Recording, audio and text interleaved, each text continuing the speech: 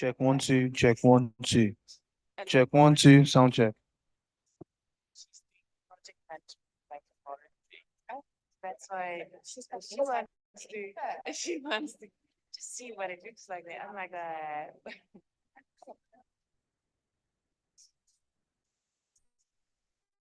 Two. check Check one, one, two, two. check one, two.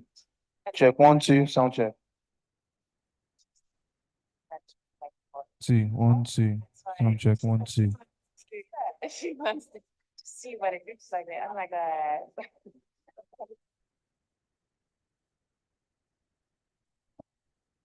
Two. check Check one, one, two, two. check one, two. Check one, two, sound check.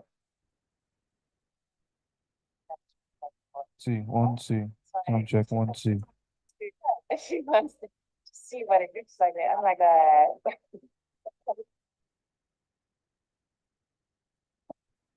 Two. check Check one, one, two, two. check one, two. Check one, two, sound check. Two. One, two. Sound check one, two. She wants to see what it looks like there. I'm like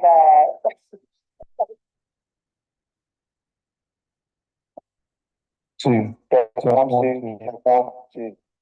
Check one, two, sound check. Two. One, two. Sound check one, two. She wants to see what it looks like there. I'm like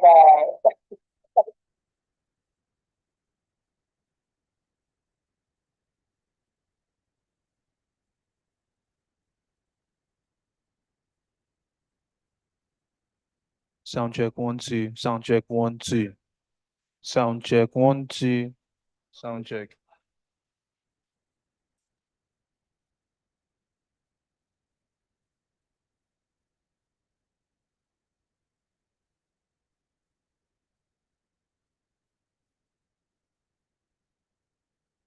Check one, two. Check. Check one, two.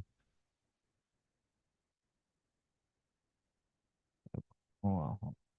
One. Check. Check.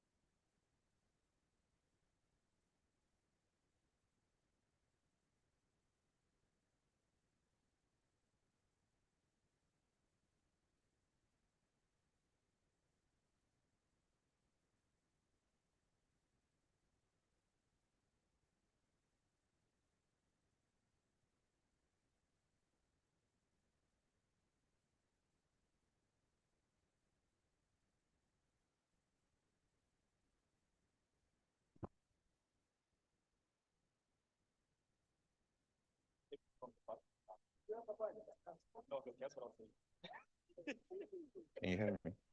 Can you hear me?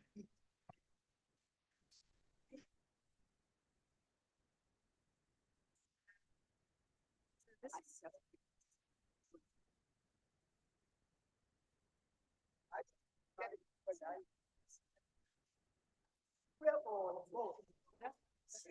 that's like my own, yeah, that's nice.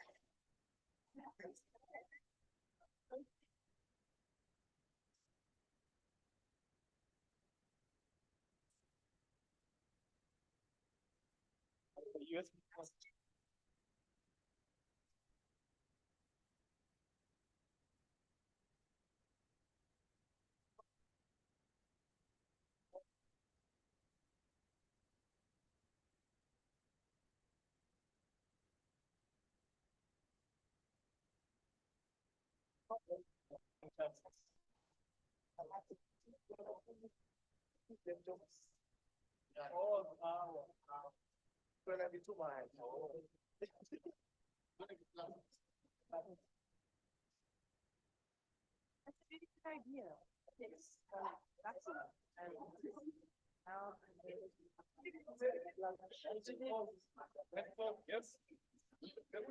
what a lot, eh?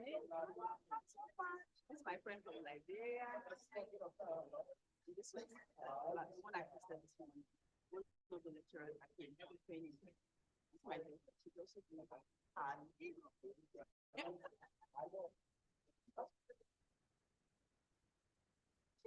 that's so huge. Oh, she's so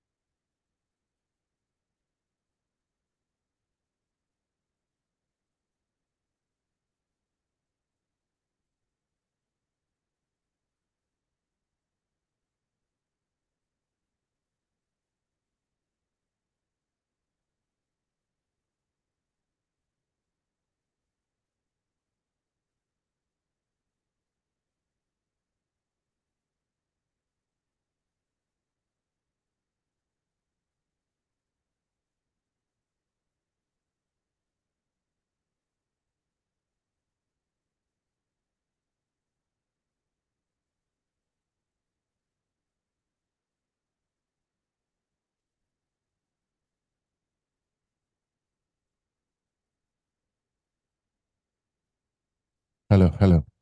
Good morning, everybody. Can we please settle down? Thank you.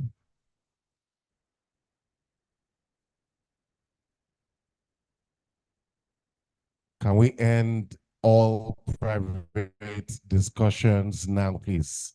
Thank you. Please be seated. Thank you.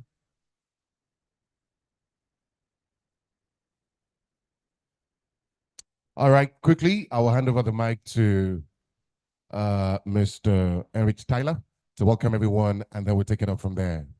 Over to you, please. Thank you very much, Michael. Very it's a pleasure. So thank you very much. Welcome all. Welcome all again for day 2. I hope you had a very good, not too long evening yesterday. Let me say how very much we enjoyed the evening out at Unilag poolside. Prof, wonderful. You really want that we stay here for longer? So I have some doubts. Huh? No, it was wonderful, really. So we enjoyed it all very much. So welcome all. And also the day 2 will be packed with information. And so we will also try out a different format this morning, not only giving lectures, but also involving the public, so you, and we'll call forward 4 persons at a time, and then again change these number of 4 by another 4, following the input of Prof. Simone Stürwald and Prof. Kolavole later. But so to really start the day 2 properly, I think it's worthwhile to look back what happened yesterday. And for this, I give back to our colleague, the wonderful MC that led us through the day yesterday and also today. So Michael, thank you very much again for being here. It's really a pleasure working with you and be guided by you through this conference. Thank you. Thank you. Well, let me just give a short recap of what happened yesterday. At about 9 o'clock, there was a courtesy visit. The journey actually started with a courtesy visit to the office of the Vice Chancellor. Not just the Vice Chancellor, we had in attendance the management of the university. Discussions took place at the VC's office from there. The management and, of course, the facilitators here came to the hall. Introductions were made. The VC welcomed everyone, and she was extremely delighted. And I'm sure that if not for the fact that the VC had another schedule outside the country, she would have stayed much longer yesterday. So after the management of the university left, we had some special guests in our midst. I do not need to go back to that. Immediately after that, we had the startups pitch different business ideas. We had about 20 yesterday, and at the end of the day, the judges, without fear nor favor, had to deliberate for about 2 hours. They kept us waiting, you know.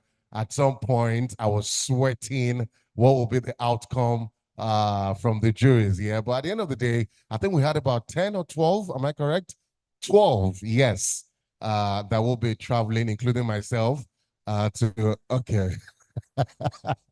I just have to chew that in, you know, to Switzerland, you know. And the highlight of yesterday, I mean, I enjoyed every bit of it. When I was walking down to have dinner with my colleagues, they said to me, it didn't even feel like we spent the whole day because we had things to do. We were quite engaged, you know, with different activities. So I saw maybe my professor here. I've never seen him dance before.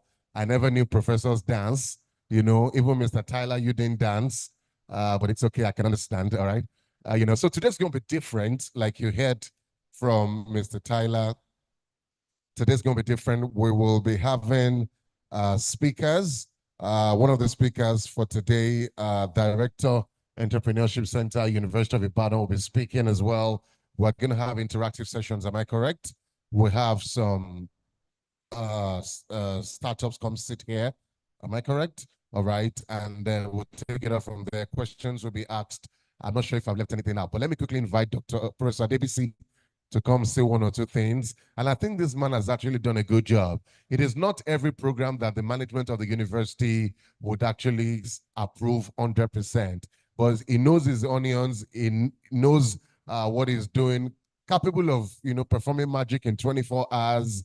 I was even thinking we're going to move this venue to the main auditorium. It is possible. Ladies and gentlemen, a professor that will become VC in Unilag very soon, I think deserves another applause, please. If you clap for me the way you did now, I have achieved in a lifetime. But Professor Sunday Adebisi deserves a better applause, please.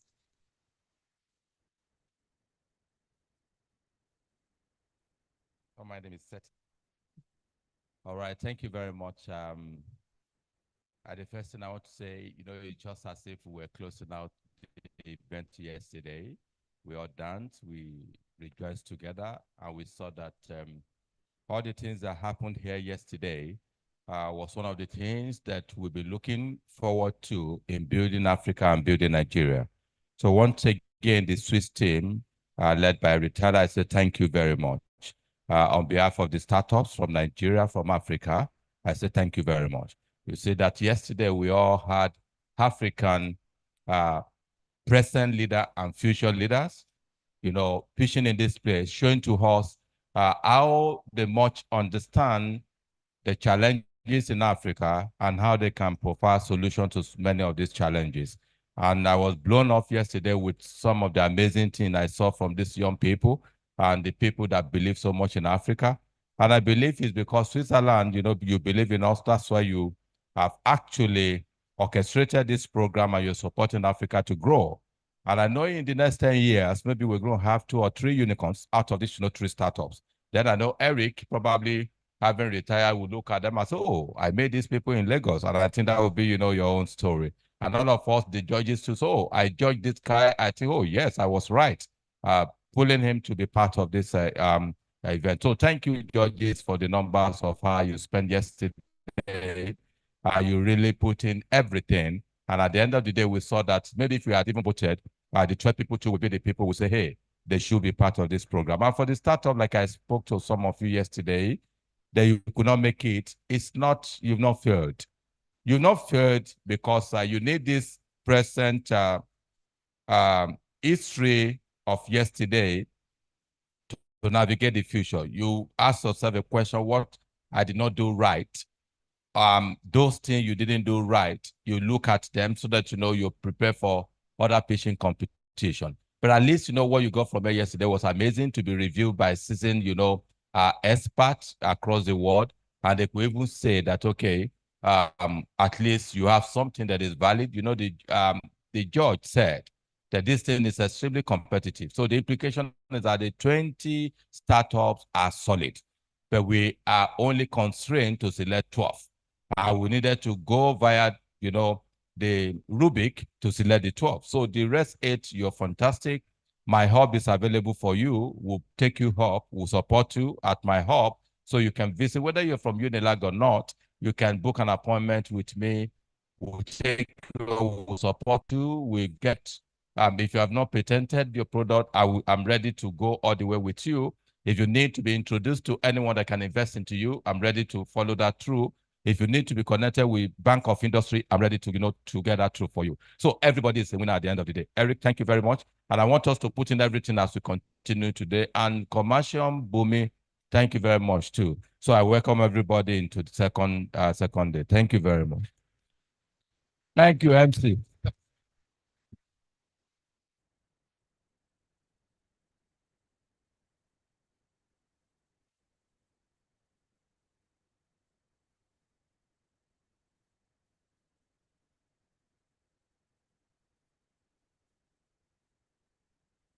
Thank you, Professor Sunday Adebisi. Let's get into day 2 proper. We've been able to welcome everyone to today's session, and we'll give a short recap of all that happened yesterday. So we'll go into the first lecture for today, and the theme for today is innovation and economic development in the construction sector. Lecture followed by question and answer. So immediately after the lecture, you all are free to ask questions. To lead us through this lecture, I will invite Professor Simeon Stallwald. Please, a round of applause for her, please. And the co-speaker will be Dr. Kolawole as well. Please, can we celebrate the 2 of them, please? Thank you.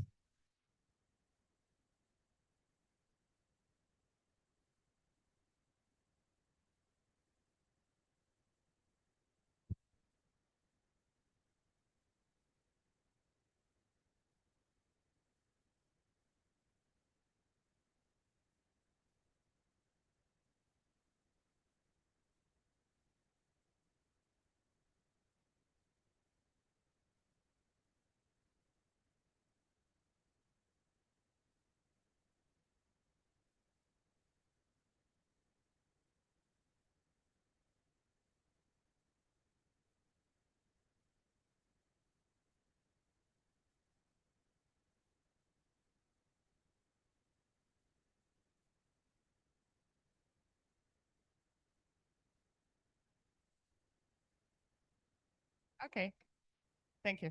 So, yeah, thank you very much for giving us the opportunity to present something about the construction sector. I'm very happy to be here with Colavolo Oronada, one of my research partners or colleagues in that field. And we would like to, tell something about innovation and economic. Should we take? Okay, we can use it. Okay, so and we want to talk about the construction sector because we are both from the construction sector, but it is one example, and I think we can later on broaden the topic a bit to other sectors. Please. Yes, exactly. We are here, just like Simon mentioned, we want to give, I know there are a lot of people here who are not in the construction sector. We try as much as possible to simplify it and at the same time carry everybody along, and then we'll be able to have a fruitful discussion at the end of the day. So Simon. Okay, so, okay, it's not this, so anyway. To start with the development, you're all aware of that. We have a very low medium age, which is between South Africa and North Africa, below 20 years. And from that, we have a strong growth of cities. There's a lot of urbanization. We have right now about maybe 50% of urbanization all over Africa, very different in different regions. And it is rising, and this leads to very big cities, mega cities, which are expected from 2050. Being in Lagos, we already see what is happening. We're seeing it. This is a reason for fast growth of cities, increase of urbanization, and we have a constant need of housing, buildings, and infrastructure. Going on with the economic development, we are having some, come on. No, it's not. Okay, so getting familiar. Now we see the struggles you had yesterday. So, we have a medium to low GDP per capita currently, but the economy is growing fast. We can see on the left-hand side, the fastest growing economics. You can't see the numbers or read the numbers, but all the yellow ones are African countries. And there you see the global fastest growing economics are in Africa right now. So this is quite interesting. So there is a lot of growth and a lot of young people, and from there we have a fast and volatile development. Yes, let us quickly look at in detail of what Simon had already mentioned here. We know that the construction business is not a day-old business. It's as old as the existence of man, but it is really involving a lot of things. It's really going into construction, new materials, new technologies, new approaches, and because of the need, and then because of the insatiable needs of what man really needs. Yes, construction business is one of the major contributors to the GDP. Globally, it's having about 13% of representation. Why is it so? Because it is responsible for employing a lot of people and a lot of funds are introduced into it. And for any nation to grow, one of the things that we use as indices to measure development of any nation is how much of construction work is going on in that nation. And then as at 2022, you can see almost about $8 trillion was investment in construction industry. And this is increasing up to about $15.5 trillion to be as a result of an increase in the need for infrastructure. And therefore the construction industry is really growing and contributing a lot to the economy. You can look at it within just about close to about 8 years, we're having about an increase of about 85%. So these are some of the industries, companies that are really taking a lot of contribution to economic development globally in the construction industry. If you look at their investment, and then you also look at the number of employees that they have employed, you can see that this is really contributing a lot to the development. Then these are some of these companies. You can see many of these companies are also available in Africa. They are also, many of them have their base in Europe, in China, and some other countries. Generally, if you cumulatively, we find out that US, China, and India have a share of about 57% global contribution to economic development in terms of construction, and with several other countries, as you can see in that figure. And in Africa, the construction outlook in Africa, generally, not only in Nigeria, you can see different areas where construction is taking place in the transportation industry, because construction in the transportation industry is very, very expensive. If you want to have just a kilometer of road, it can cost you close to thousands of dollars, US dollars. And who also is really in funding the construction industry in most of African countries, government is only having about 33.73%, and several other development partners, individual, private sectors, and then we have some foreign from Europe that are also contributing to a construction industry in Africa. But China presently is really dominating, and then also the private investment is also dominating, is also responsible for most of the construction we have in Africa. You will see China is almost everywhere contributing, doing a lot of construction, and because the avenue, the opportunity is there to contribute to the economy. And why is it so? That all the development goals, either Vision 2030, 2060 of Africa, everything is linked into infrastructure. And all the needed infrastructure in Africa, about 80% of it are yet to be built. It means we continue to build because the urbanization rate is increasing. And if you continue to grow, then there will be a lot of economy, a lot of input investment in it. But in the developed countries, the needed infrastructure had already almost been saturated with just about 20%, and they are only doing maintenance. Then also, if you look at maybe many secondary industries also get involved. If you look at sanitation, housing, health services, water, education, and energy, and several other services, everything is linked into urbanization. The more we have the urbanization rate, the more we really need of this. And then to do that,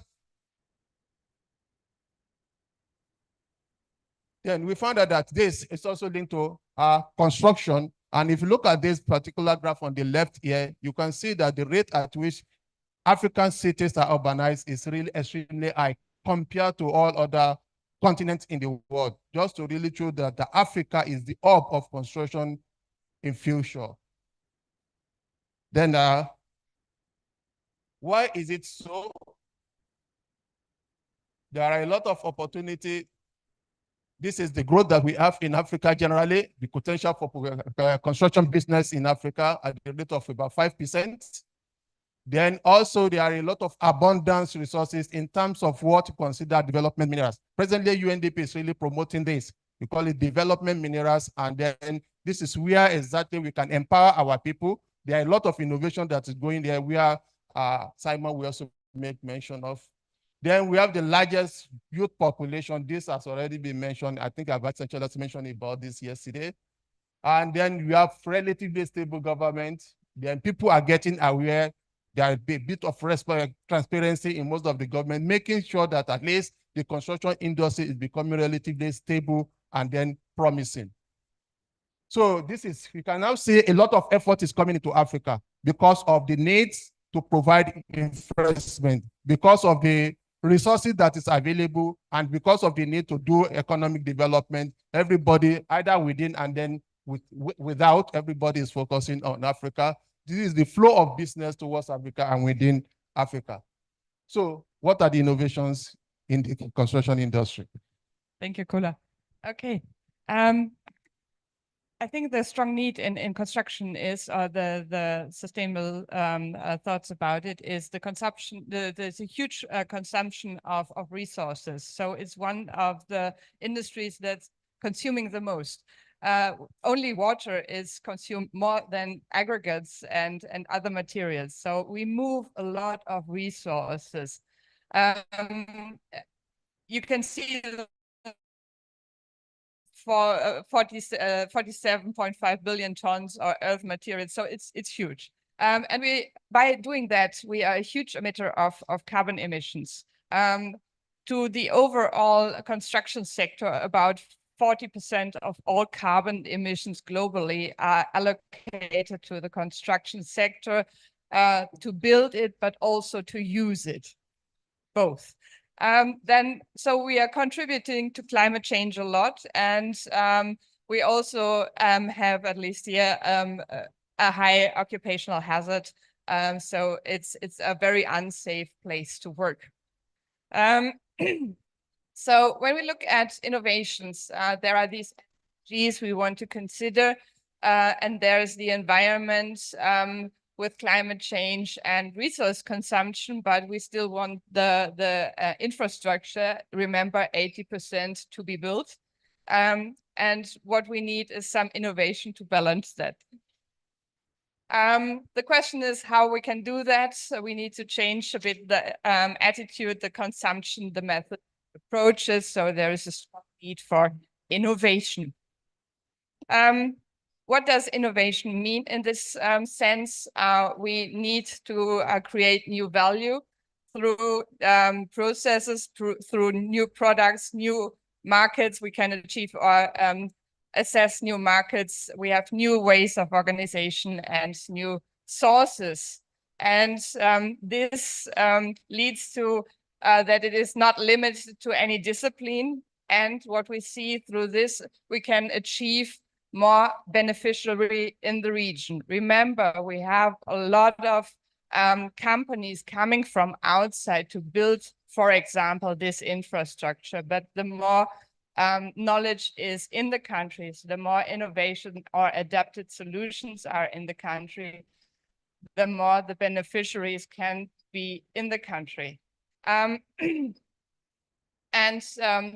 There is a better way to do it, better find it. Thomas Edison, I think it's a nice quote for this. I've heard already your voices yesterday and the evening we met the first time. We have different paths. So comparing Europe and Africa, Europe is already built. We are set when we talk about the construction sector. We are conservative, stagnant. We have a lot of regulations. So we are in a rigid framework, kind of. It is a bit different in Africa. There is a bit freedom and an open mind for development. Markets are evolving a lot faster. We have seen that from the numbers about the economy. Innovation is really needed, is urgent, and so there is a path. If we go into exchange, then we can adapt things and work on these topics together. That's what we do, by the way. So how can we create innovations? Of course, it's mechanizations. It's to work with new tools like drones, it's sustainable construction materials. We work on sustainable construction materials, for example, computer-aided design, digitalization, prefabrication, 3D printing, AI. And now we want to show two of our examples and then broaden the discussion. Okay. So thank you. We look at different approach from where we can really do innovation. First is, how do we reduce cement in concrete? Because we know that 80% of what is required in construction industry is concrete. Apart from water, there is no other material that is consumed except concrete, and it is about 50% of what is produced globally. So we need to reduce cement in concrete. We need to reduce concrete in building, and we need to reduce clinker in cement, and then find alternative fuels so that we'll be able to have a sustainable construction materials. So one of these approach is a local care project that we did around 2018, and it was sponsored by German government with a tune of 150,000 euros. What we did here was that we have this cassava. Cassava is a tuber material that is used to produce a lot of things in Nigeria and several other African countries. Once it is produced, you pay sales, a lot of waste are generated. This waste is we call it is not a waste, because waste is considered to be raw material that is deposited in an unwanted place. So it's a raw material which, and our project, local care project, we try to utilize it and see how we can use it to replace cement and then build house with it, especially now that cement is extremely expensive. So this is the approach. You plant cassava, you peel it, then it becomes food. Then the waste that is coming from it, we can extract some chemicals from it, which can be used to facilitate the concrete properties. And then we use the peels as fuel to burn brick, and the ash that is coming from it, we can use it to replace cement. This is just the algorithm for it.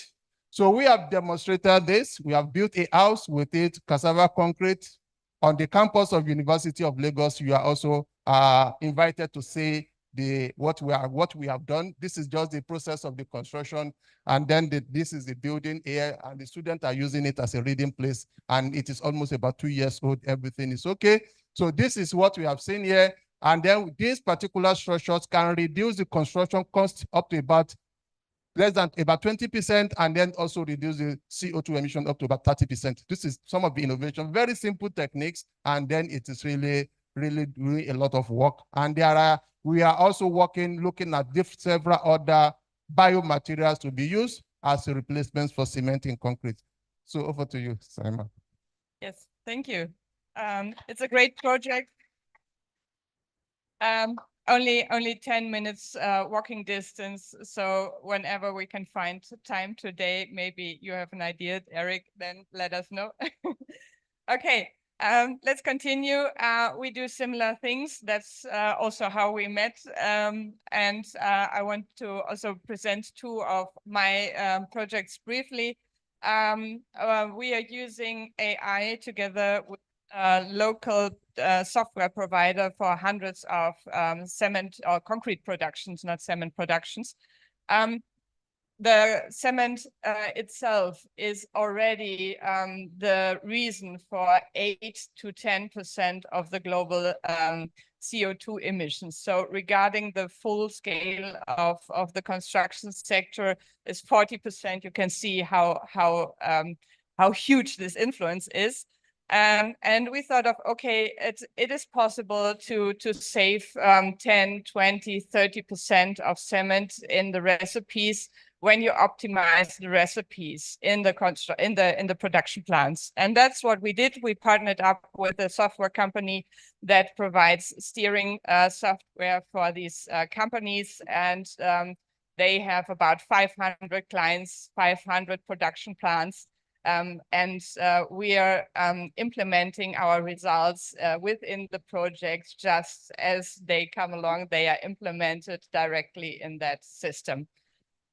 So we are able to save about 20% of carbon emissions, but also cement is the most costly ingredient of concrete. So they also save about 10% of their costs. So it's a win on both sides.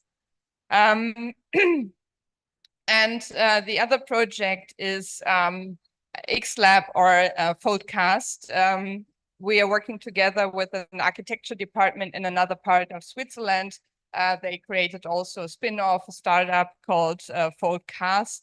And the idea is we can save a lot of material or be much more material efficient if we could use flexible formworks, because with the form and shape of concrete, we can save a lot of material.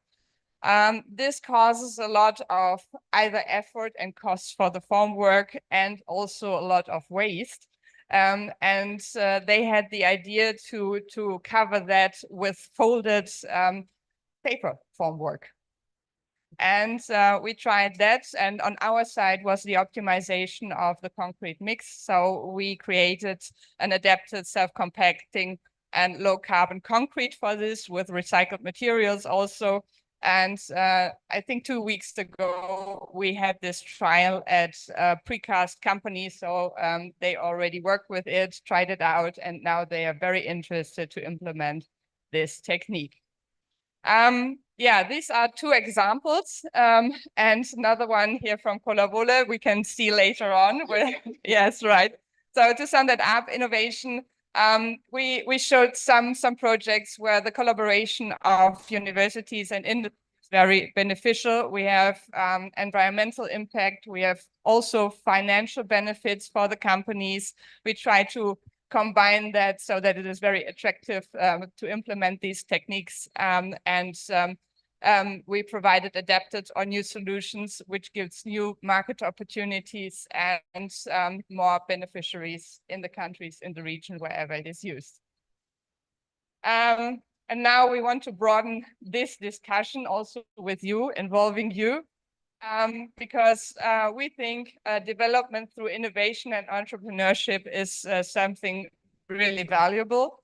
To see the numbers, of course, it's not so easy to read, but there are many industries in which we can see development and entrepreneurship in Africa, all over Africa, and startup activities are rising a lot. We also could see that from the application these years. So they were, I think the number of application almost doubled or even more, right?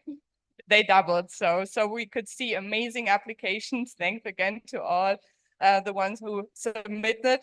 And now we want to discuss with you in a kind of fishbowl discussion about the development through innovation and entrepreneurships, opportunities and challenges.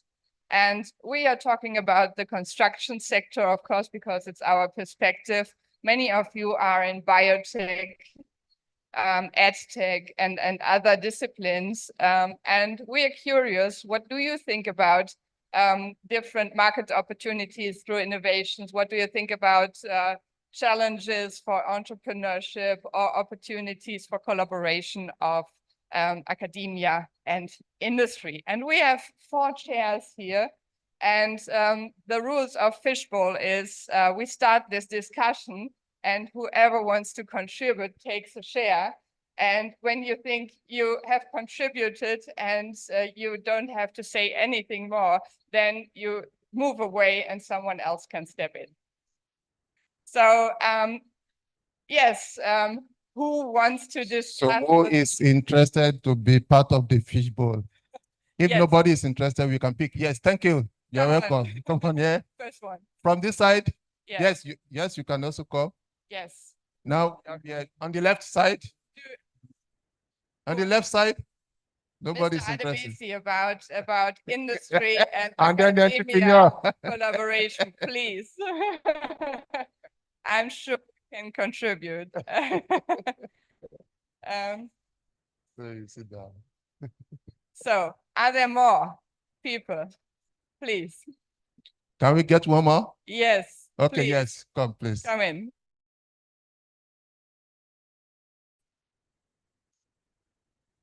So you can leave that slides, please. So yes, sir.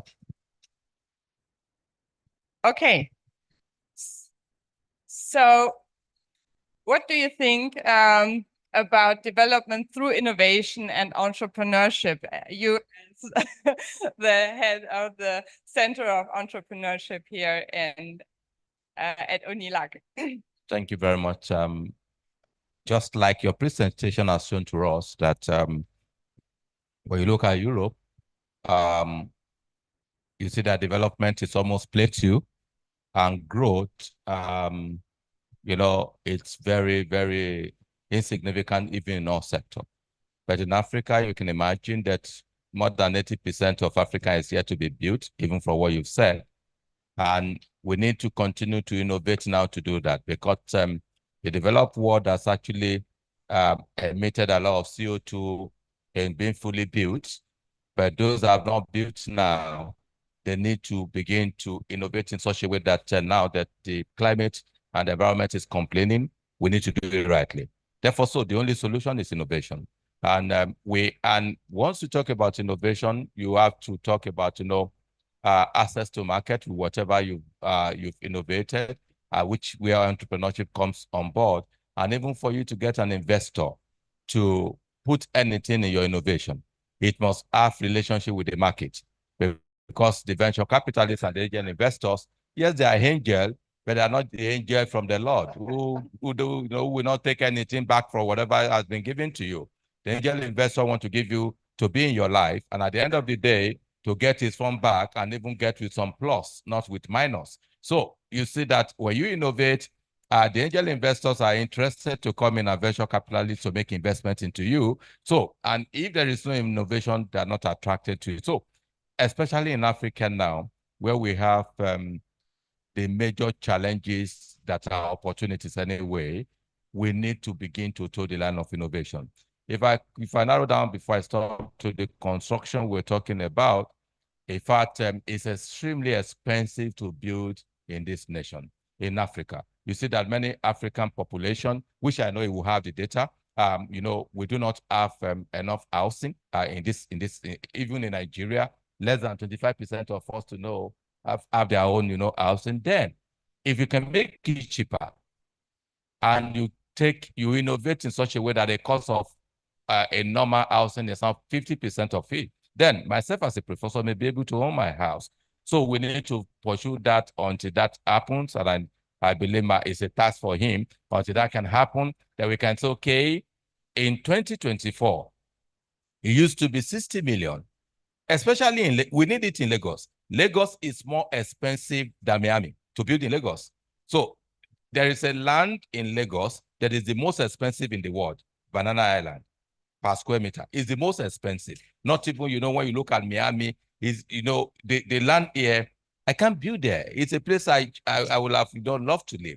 But, you know, can we innovate in such a way that maybe the 60 million naira is supposed to even use to build on the mainland here, we need a 30 million because of innovation. Definitely you see investor coming into that, and I will be encouraged to be. So innovation is the way to go. And when you innovate, entrepreneurship, you know, we kick off because, you know, that I will make investments into it. Thank you very much. Thank you very much. Yeah, very important. Housing is a very basic need, and I think adapted solutions for Nigeria, for each country, can help to cut down for prices, definitely. So I would like to. Yes, please. Responding to Sam. Point of view, how is your perspective on that? Development through entrepreneurship and innovation is actually a critical thing at this point in time that we live, with a growing population and the need to actually feed the population and not contribute to the challenges such as carbon emission or water, destroying our water resources, which are natural resources and which we really depend on. And one thing that is important is that life adapts, and that's why we call life Mother Nature. And if we're not able to adapt to life, life will find a way of, you know, moving ahead. And we don't want to miss out. So on this continent and the world, we're living in a very exciting time.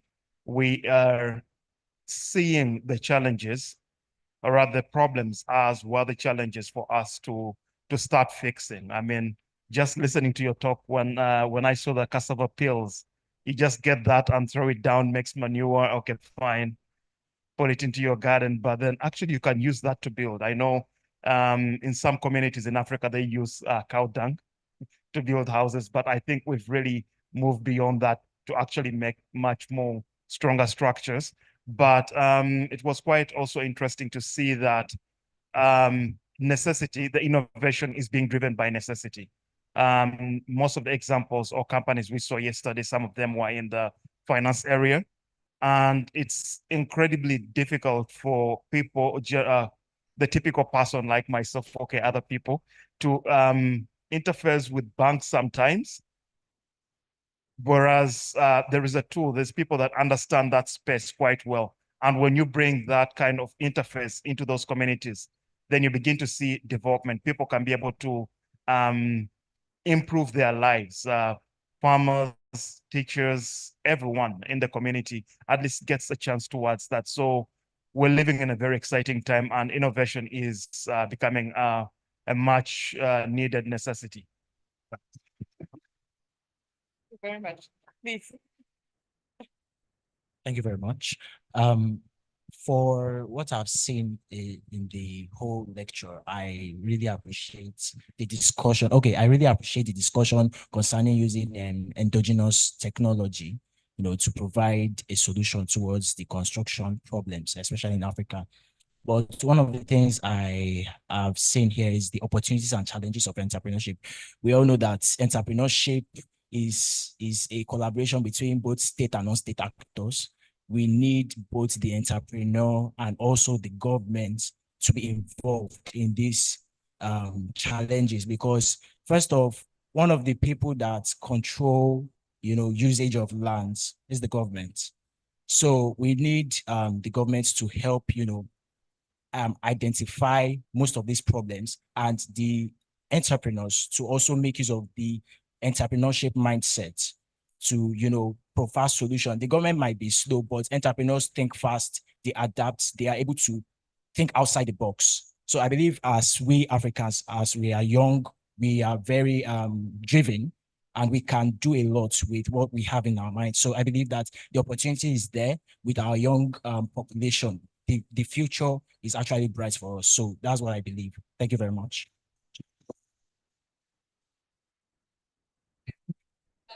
Maybe you can, yes. Yeah, I actually sort of had a question because I found that, the waste usage in construction really interesting. So I wanted to know, like, regulatory wise, is it a lower barrier to entry? Because, for example, with food waste, everyone's trying to valorize it, but it ends up being more expensive because you need to have all these steps to make it safe, and there's all these regulations. And so in one sector, you only think about one. This was really interesting to think about, like, cross innovation and not just thinking about food as food, and actually using it in construction where maybe, I don't know about the regulations, but my assumption is the regulations are maybe different, and you can actually create more value through another sector as opposed to just staying in one sector, and it just ends up adding costs, and then it just ends up going to manure because it's too expensive to do it. So I don't know if it's really, really interesting, and I think it's cool for us to start thinking outside of our own sectors and how we can create value or use other sectors to create value where we can't. That sounds very interesting. So maybe quickly, maybe we can just go around again, look at this environment. We know academia creates knowledge, and the knowledge is being put into products from the industry. And then we found out that is most of the African countries, there's huge gap between the academia and the industry. How do you think this can be bridged so that at least we'll be able to say that the knowledge is already scaled up and then becomes something that is commercialized and viable in the market? Yes, and I think that the real innovation right now that is coming up is from a holistic point of view. And this includes transdisciplinary exchange, because there is the real benefit right now. We have had a time in silos in academia, and once we overcome that, there are new opportunities opening up. Yeah, thank you very much. That's a very serious challenge, especially with us in Africa, which is one of the things my center started about 3 years ago. In my university, we've been seriously working in silos. The engineering will work in their own space. The chemistry people will work in their own space. I remember working into engineering laboratory workshop about 3 years ago, and I saw most things they were, captured in different areas. So I started asking questions. Oh, I mean, the professor, oh, this was the project of one student. So the student has graduated. Oh, he made a first star, was our best student. So my next question is that, okay, this thing has been here and it's rotting in this place. Is there any relationship with this and the market? Oh, we didn't think about it. So we began to say, oh, that's serious. And we began to connect the people in business to engineering. That is even how we brought one of the students that pitched yesterday. We came looking for them in engineering when that, I think it's a praise. It was from business going to engineering. It's okay, you've done project. It's not just about project. We need to bring you out and connect you to the market. That was how we brought him out, just an ordinary project and whatsoever. So it is, when you look at how Switzerland, America, UK, the way they've developed, there is this handshake between the industry, the government, and the university system. That is what has happened. But in Africa, it's not that, understood. The industry at times find the people in academic, they blow grammar, they are too rigid. We don't need to do it. They are not looking to the market as quickly as possible. We are not, going to have handshake with them. So one of the things that I think needs to happen is there must be collaboration, first of all, across all the disciplines in the university sector. And there must be research centers, being built purposefully in university environment, looking towards the industry. Because I found out too that when the industry sees that, okay, there's a chemical engineer, there is an economist, there is a professor of business, there is a chemist that in a particular center working on a particular situation, they want to speak to you because they know that they're looking for the best of experts, and these experts are together. So when such happen, I believe the industry will respect us and want to work with us. So we need to solve the silo mentality within the academic sector first of all, so that the industry can respect that, there are experts in there. Thank you very much for that very valuable statement. Do we have someone who experienced a very good collaboration of industry and academic partners? Maybe someone want to contribute about that? Okay. One last statement, I would say, and then, yeah, okay. 2 seconds. Okay. I think one of the biggest challenges with academia is that students don't learn real world skills, especially in the sciences, like project management, simplest tool ever. Like, it would be so great if we learned that. And you go and you work for a company or you do research for a company who has expectations and deadlines. And it's the most infuriating thing to work with people who don't have the same tools to manage time and manage budget and manage expectations. And then you get such a misalignment, and then industry doesn't want to work with academia, even though the knowledge is there. Just the real world application of the knowledge is just not there. And I think it's such a simple fix to just teach project management in varsity. I'm going to come, because someone else can come sit here. Oh, it's supposed to be. Yeah. Yeah. I think it's one of the last statements. Yeah. No, I just wanted to say that so cooperation. I mean, it's a long debated topic, of course. Collaboration with industry. It's not as easy as it seems. It's not as difficult as it seems. But there are some elements that you always have to respect, I guess. So in the health sector, I would like to bring one example from Basel. So there is a collaboration between Novartis, for example, which is a huge pharma company in Basel, and university. And so the best thing always in collaborations, as in maybe in our program, so when everyone contributes, yeah, is that you share costs, yeah, and you have still the feeling that you contribute exactly the cost that you want and that you can contribute. So in Basel, so you can look this up.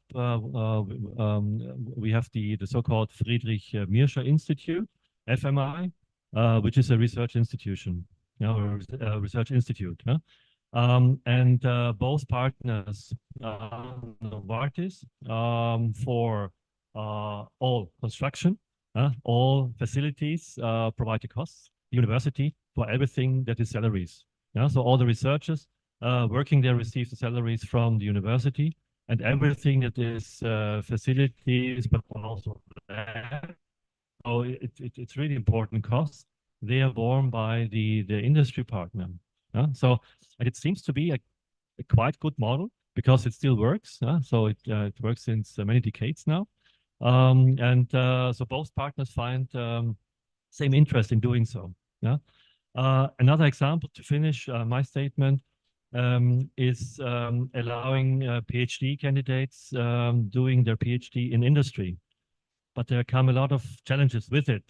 So it's also on the side of industry to look a little bit more on how to open publication, for example, for PhD work that is done within their labs.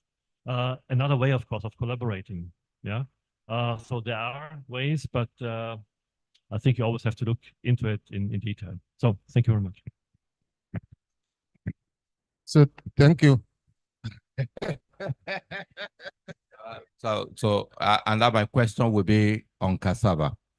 I remember I won't let the project on cassava, clean cool stove that we wanted to use cassava for ethanol. So, you can produce ethanol from cassava. We met a very strong brick wall in between the fact that competition between industry and food. Cassava is a staple food in Africa. In Nigeria, we should know, yeah. So I will ask a question. How do you intend to drive beyond using the byproduct? How do you intend to drive massive production of cassava, maybe in Nigeria? I know much about it in Nigeria and Brazil. And how will it not remember that pig too are used to feed animals. So animals too are to be protected. So if you take that, into construction uses a lot of materials. How will animals, be saved because they eat these cassava peels? And how will human beings too not be shortchanged because at the end of the day, you may have to use even the cassava itself, in your construction. How do you balance both? Because that's a competition. And presently, because most of this cassava paste contains cyanuric acid, which is also poisonous to animals. Then there is a limit to which the animals can take cassava peels. And even looking at the nutritional value of cassava peel, it has nothing like, it doesn't have protein. Even the carbohydrate that is this is very, very small. The conditions that make people to go for cassava is because the corn is expensive. Corn and other products that are used, which can also beneficial to animals, is because they are expensive. So that is why they are just finding a way into coming into cassava. About 5-6 years ago, you will see heaps of cassava peels that have been dumped somewhere else. And then recently, we also found out that in Ghana, we found out that some animals ate cassava peels, even human being ate. Everybody was dying because of where they grew the cassava.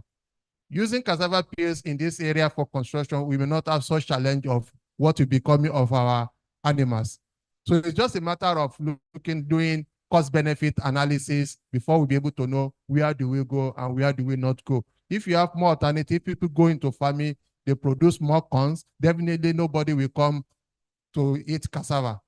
They'll eat cassava peels. And then also in cassava, yes, we are not using the tuber, but in the tuber, there are some people that are using the starch as additives or admixtures in concrete.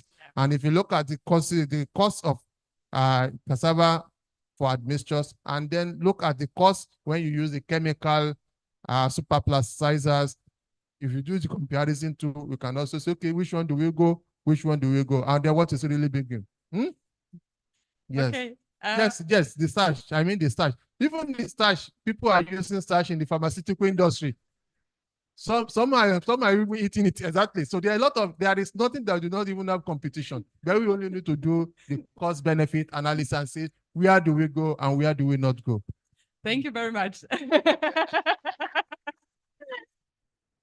Thank you to all of Thank you. you. Thank you to our panel. Thank you to Kolabole, cassava peels are an exciting topic. I can understand. So everyone is invited to see his construction. It's only in a very few minutes walking distance, and you can see it's a really strong concrete. And please continue this discussion during lunchtime. So I would hand over to our MC again, so that we can continue with the program. I thank you very much for your attention.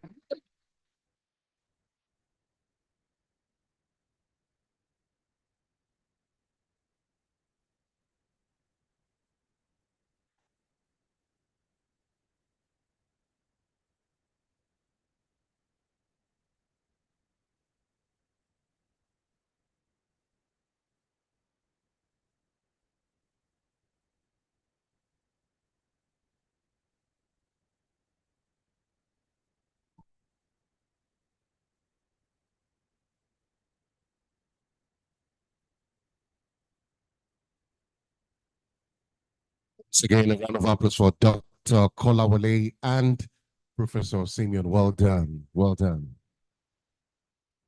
All right, the next speaker will be speaking on investment agreements. In a nutshell, investment agreement in a nutshell.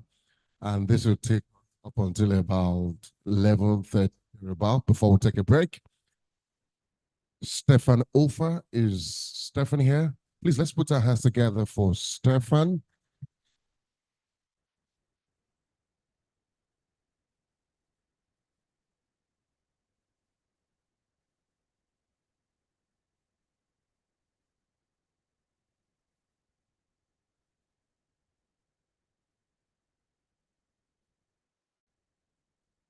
So it works. Hello everyone. Warm welcome from my side as well.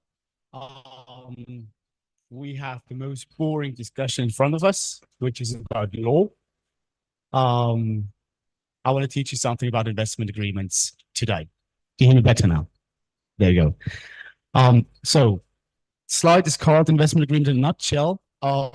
Since we are a bit short on time, I try to make a focus on the most important slides that I have to give you some input.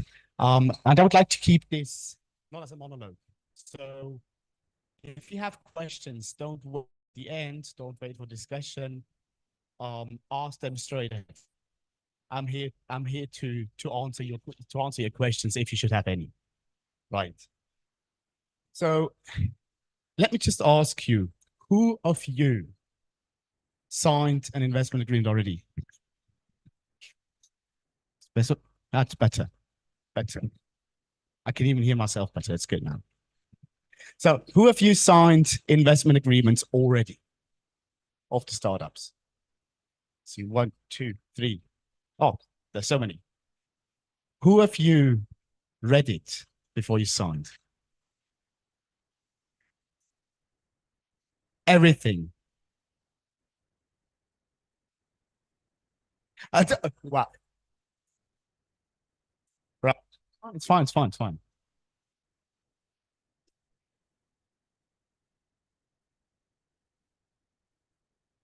I see. I see. So the idea today is not to make you experts in law or to make you experts in investment agreements. For that, we are a bit short on time. I needed 6 years of theory to know what I'm talking about, plus 10 years of experience, professional experience. So it might be difficult to teach the same in 30 minutes. Do you have any lawyers amongst us or legal professionals? Does anybody know about law? Just to make sure that I don't need to be careful what I say. Excellent. So forget about the agenda. Let's just briefly talk about law. What is law in general? We just had a wonderful presentation from our colleagues talking about construction. They talked about things that are. Now, when we talk about law, we're not talking about things that are, but about things that should be. Law is everywhere. We are surrounded by law. No matter what we do, every act we do in our life is somehow covered by law. And as you see here on this slide, we have two different aspects, different spheres of law. We have freedom, contractual freedom. In civil law, that means that law only applies if you don't regulate differently, but you have freedom to regulate as you want. In turn, we have statutory regulations. But the next slide. And when we take statutory regulations, that's hard law, as we call it. So when it comes to statutory regulation, statutory law, you have no liberty to say if you want to do it or the other way around.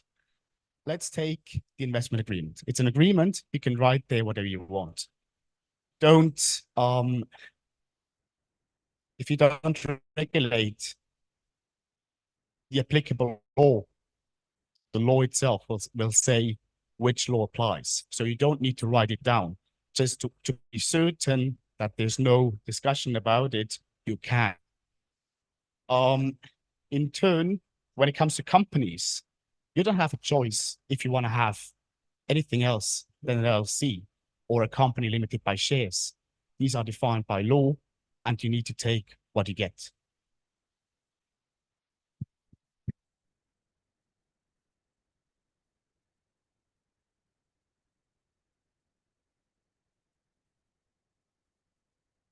Can somebody give me an input about the investor that you have on board? What kind of investors do you have on board? Are we talking about angel investors? Are we talking about VCs? What kind of investors do you have? VCs, right? What kind of investment did they do? Equity, convertibles, no convertibles, only equity, right? What I want to show you on this slide is you have different kinds of investors, and they invest at different stages. You need to know these kind of investors because they are not all attracted by the same companies. So when you take an angel investor, for example, who is basically interested in investing into an idea, when you have a company that is already profitable, he might not be interested to invest because he has a different approach to step in. In turn, if you approach a private equity investor that is mainly focusing on established companies, doesn't want to have involvement, but would like to just get a share and sell the company at a later stage, that might not be the right address for you when you are pre-revenue or pre-profitability. So since you all have limited time, and since you all need to care about your company, think about who you approach when it comes to look for investors first before you approach the wrong ones that will not be interested in your kind of investment, in your kind of company, even though your company is absolutely fine. Karen. I think in the African context, we have to add another column there. And I think most of the South African entrepreneurs, and I also think might also be in Nigeria the case, is the government or the developing agency investor. So we have that as actually the start of most startups in South Africa, is the government agencies investing. Which is some kind of an angel investor. Let's put it that well. Yeah, but you know, angels don't need to be necessarily good. It's just, you know, when it comes to development agencies and innovation agencies, they incubators, and they do not only provide for initial funding, but they also provide for network. They have a network of angel investors, VCs. They also have a network of further collaborators that you might need, like lawyers, and they're able to open these doors to facilitate the setup and the first steps of a company. But of course, it always comes with a price. You see that here on the risk appetite, when you take a business angel, business angels, they do have a high risk appetite. They know that 9 out of 10 investments will fail. They still want to do it, but not just because they believe in the story, but mainly because they know that they can make a profit that compensates for the 9 losses. So they expect a high revenue in turn. Therefore, these negotiations can be quite hard because the business angels at the end of the day, it's still about business. It's not just about believing into an idea. It's not family, it's not friends, it's an investor.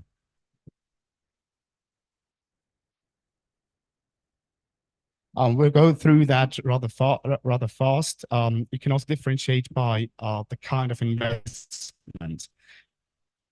Please.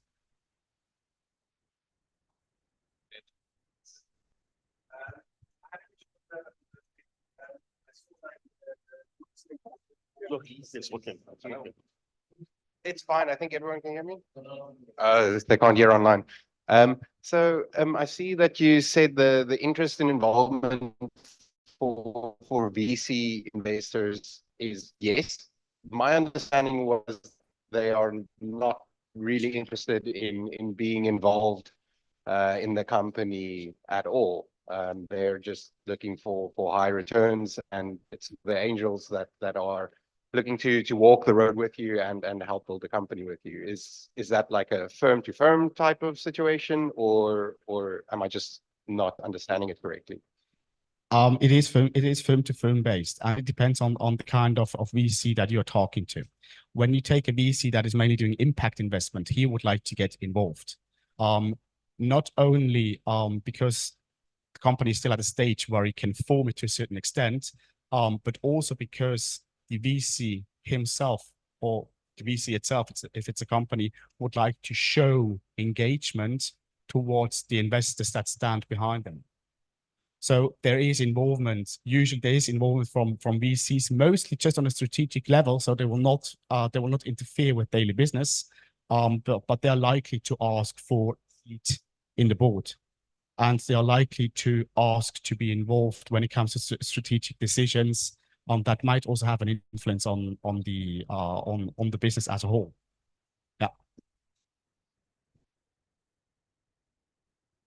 Which is actually also benefits, because the VC is not only bringing money, it's also bringing his network. So we have these different kind of investments that investors do. When it comes to business angels and VCs, they're usually looking for equity. They want to have a share of a company. A hybrid in between is convertible loan. You might have seen that already. Convertible loan is a loan. So you get the money immediately, which is helpful for you to pay your bills. But instead of repayment, there's an agreement within the loan agreement that you do not have to repay in cash, but you convert the loan amount into equity later on. So actually it's an equity investment, but it helps you not to wait for the capital increase of your company, which always takes a certain amount of time, but you get the funds immediately to use for your business. And then, of course, but that's rather for private equity. That's rather for private equity. You have the loan. Hi, Stephen. Hey. Yeah, I actually would like to ask a question. Please. Yeah, the previous slide. Which one? The previous slide. Yeah, on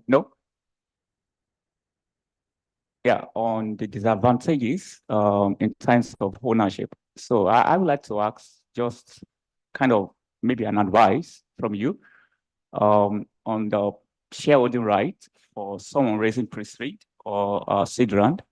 So which one is actually healthy, like in terms of the percentage when you're raising pre-seed, when you're raising seed round that you should give to investors? That will be healthy in the long run, and you won't lose the complete ownership of your company, maybe when you're raising at Series A or Series B and the likes. Yeah, just an advice from you. Right. Well, I can only give you the typical lawyer's answer. It depends, right? First of all, the amount of investment depends on how much money the investor brings in and for which valuation of your company. So valuation is always something you can discuss with a startup, because you can't use the traditional valuation methods to estimate the value of your company. So there's a lot of hope that you try to value.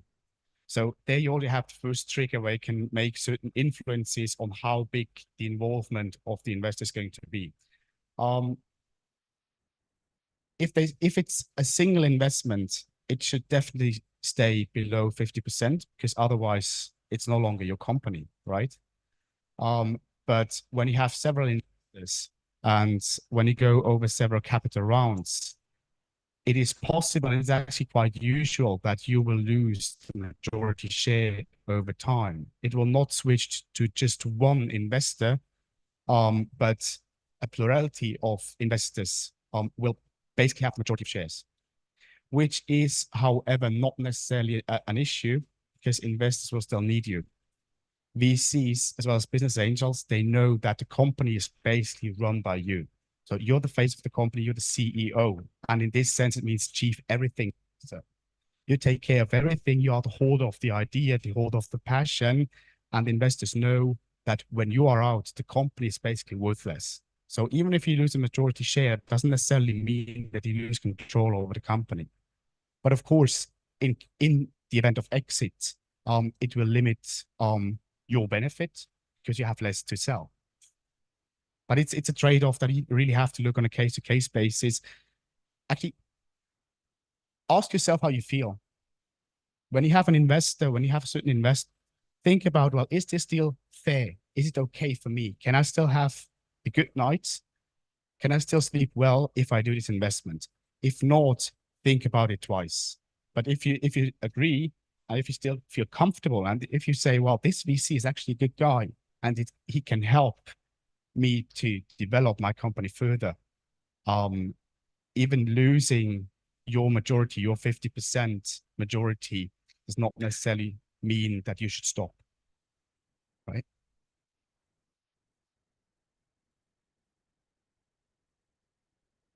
Yeah, let's go on holidays.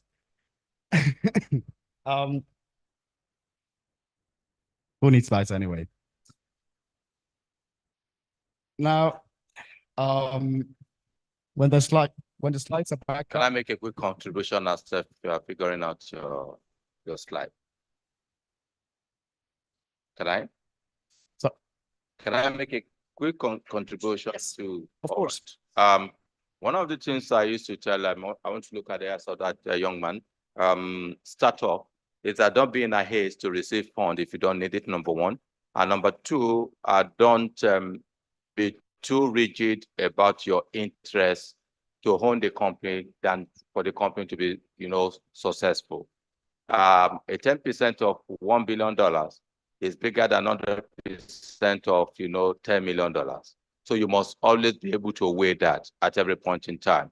I've seen startups that's supposed to receive investment for 3 fantastic VC, but because I want to have 65%, I want to hold it, and you don't have the fund to scale. Then you can kill the company, because the same VC can go fund other competitor that will come into the business and you are off. So you must be able to to forge a fit among all of this.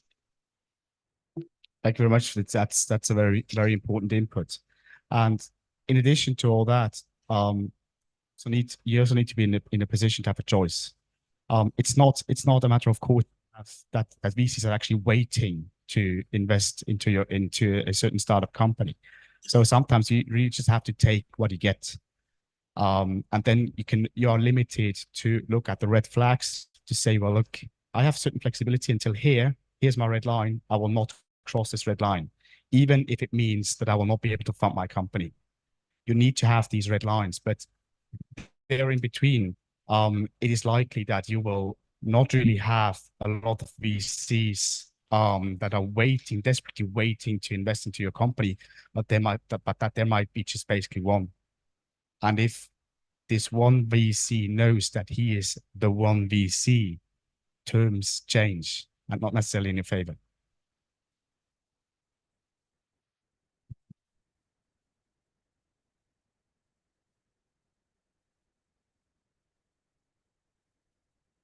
And we're back. The investment agreement, as already said, is an agreement that settles the investment of the investor into a company. And it's usually a three-party agreement. You have the company that is going to be funded, you have the investor as the funder, and you have the founders of the company being a party as well, also having specific reps and warranties. Now, why is that? Why should you take the founder into consideration as well, since at the end of the day, you are funding the company?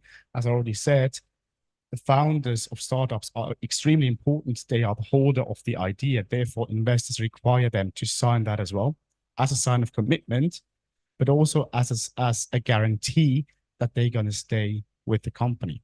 Because if you're going to leave, if you're going to leave, or worst case, if you're going to die, the company will be worthless from day one to day two.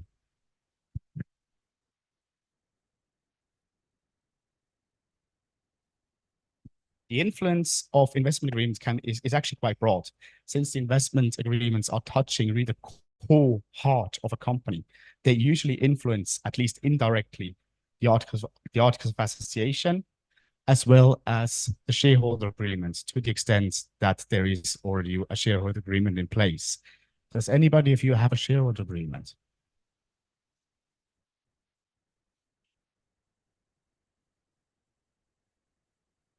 Did you introduce it yourself initially, or was it introduced with your first investor? Right. Yeah. I'll come to the typical contents of shareholder agreements shortly, but that's something an investor usually expects to have along with the investment agreement, a shareholder agreement that regulates what counts amongst shareholders. So a regulation that is put on top of everything, but that doesn't have necessarily involvement in the company, but only on a shareholder level. Or people often don't understand is that sometimes you have to write down the same things 3 times. Now, why is that? You have different agreements, and these different agreements have different scope. When you look here on this slide, the shareholder agreement on top, that is an agreement amongst shareholders. It rules rights and obligations amongst shareholders. It has no connection directly to the company. Therefore, you cannot regulate anything that is related to the company, because the company is not going to be party of the agreement, or if it is, only to a limited extent. When you come down to the company itself, you have the articles of association. Where do they focus on? They cover the company and its shareholders, but only to a limited extent. Since we are here in statutory law, you cannot influence everything, but you are limited to certain rules that you can regulate. So you have a second layer of agreement. When it comes to organizational rules, they only have an impact on the board.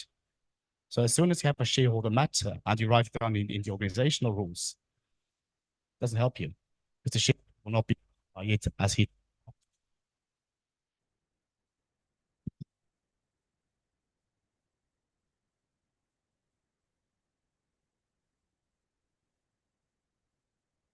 Just very short on that.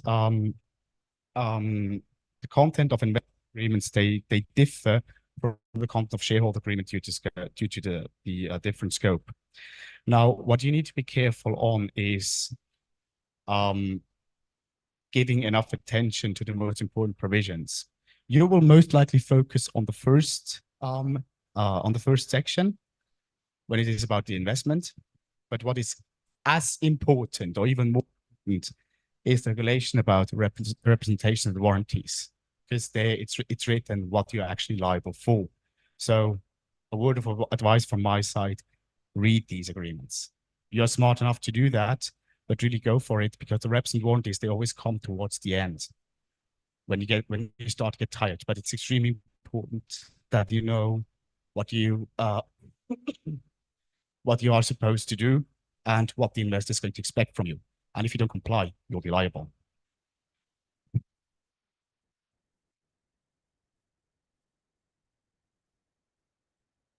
Shareholder agreement is a bit different. Since it's regulating amongst shareholders, you have agreement on how you do a general assembly, what rules apply within the general assembly, and what happens if shares are bought or sold by a third party or by a party amongst the shareholders. You have all the like tag along, drag along, and so on. For those who have signed a shareholder agreement already, I don't need to explain that. It will take too much to go into that anyway.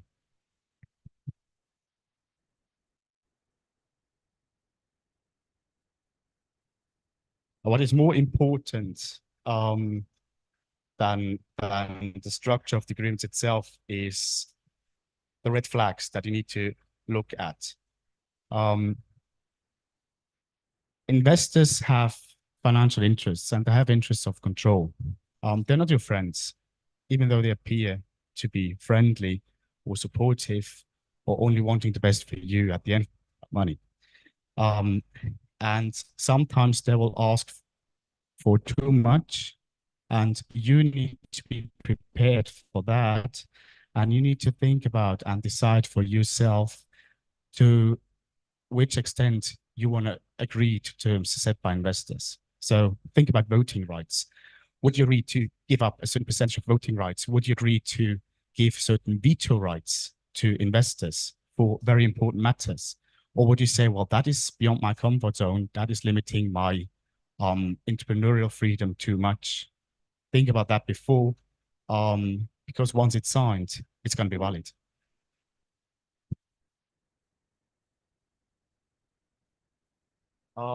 Same goes, but that's rather private equity side. Same goes for extra security. Sometimes you have investors, they are asking for extra collateral, or even worse, I've seen this provision in several agreements already. They say there's a provision that says if the company goes bankrupt, the initial investment amount for equity will be considered to be a loan with personal liability to be repaid by the founder. It's a complete nonsense, but if you sign it, it's valid. And so please be careful on that. Really read the agreements, because sometimes you have these hidden clauses that you don't really look at too much because you are in the excitement of having finally an investor that is believing in your story and funding your company. But sometimes you have these special clauses that will limit you drastically, and that will even put away your security by having limited liability from your company. So make sure that there's no mix between equity and loan, because these two things have nothing to do with each other.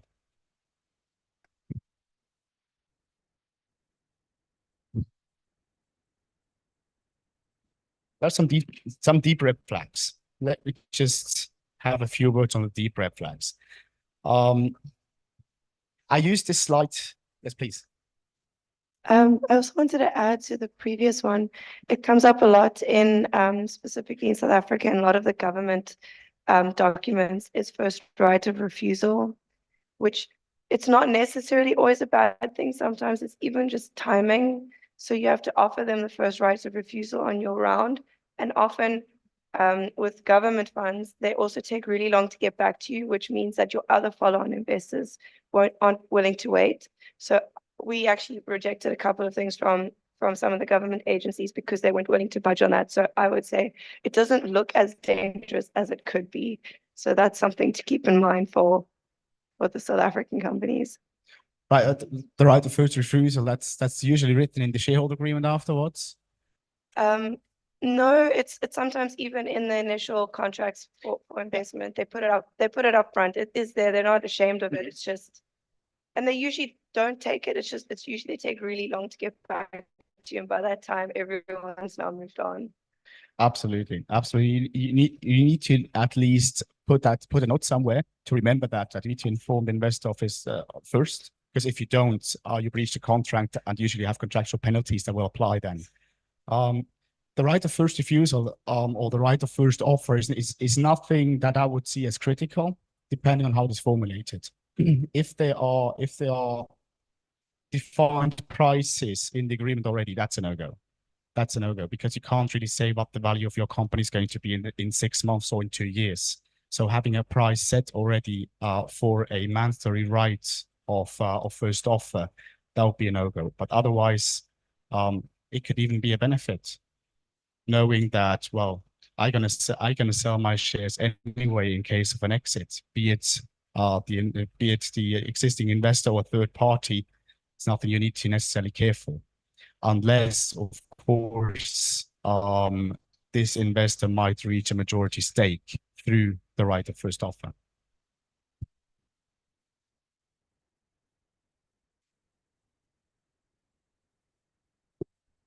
Now, coming to the deep red flags, I used this slide here the first time 4 years ago in Rwanda, where I actually intended to teach Rwandan entrepreneurs what not to do in order to avoid being identified as scammers in Europe, because you get a lot of emails, a lot of strange emails, also from reputable companies, and they are considered as a scam attempt. So the idea was actually to teach those entrepreneurs how to use emails, how to design email addresses, to avoid being put into the spam folder. I then realized that scam is nothing that only happens from south to north. It's the other way around as well. And that's why I put it here as well.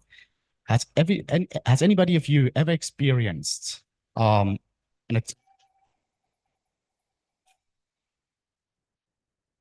attempted scam?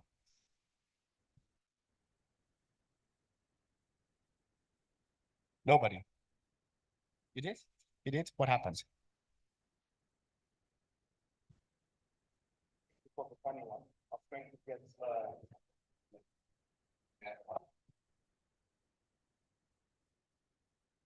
Am I audible? Okay. Yeah.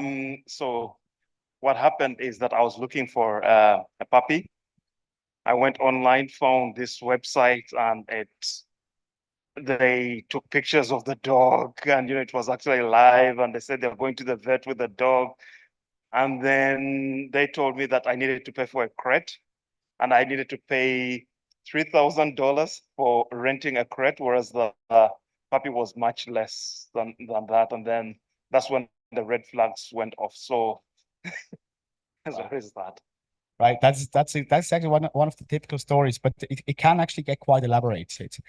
We know about fake investors that pretend to do an investment. You even meet them. It's not that you only have them by email. You actually meet them. You have meetings.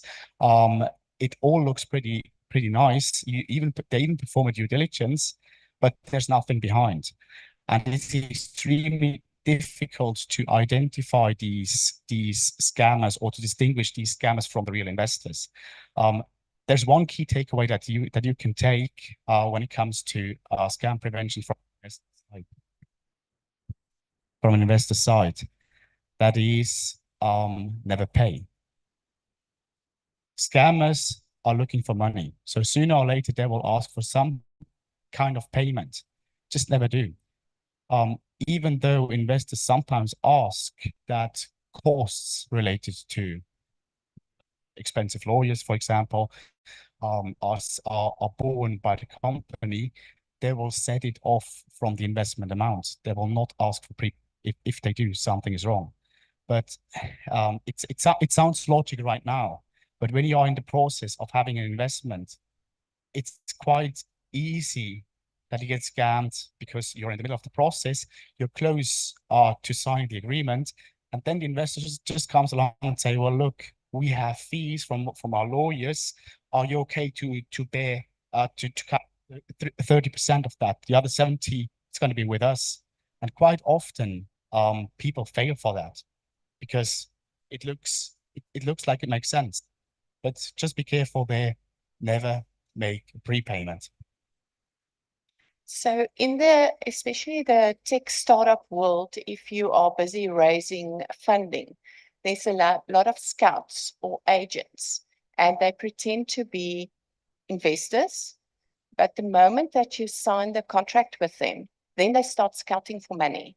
But then they already locked you in for 5%. So if you as the startup raise funding yourself, you locked into that contract for 5% and you need to pay them 5% of what you've raised yourself.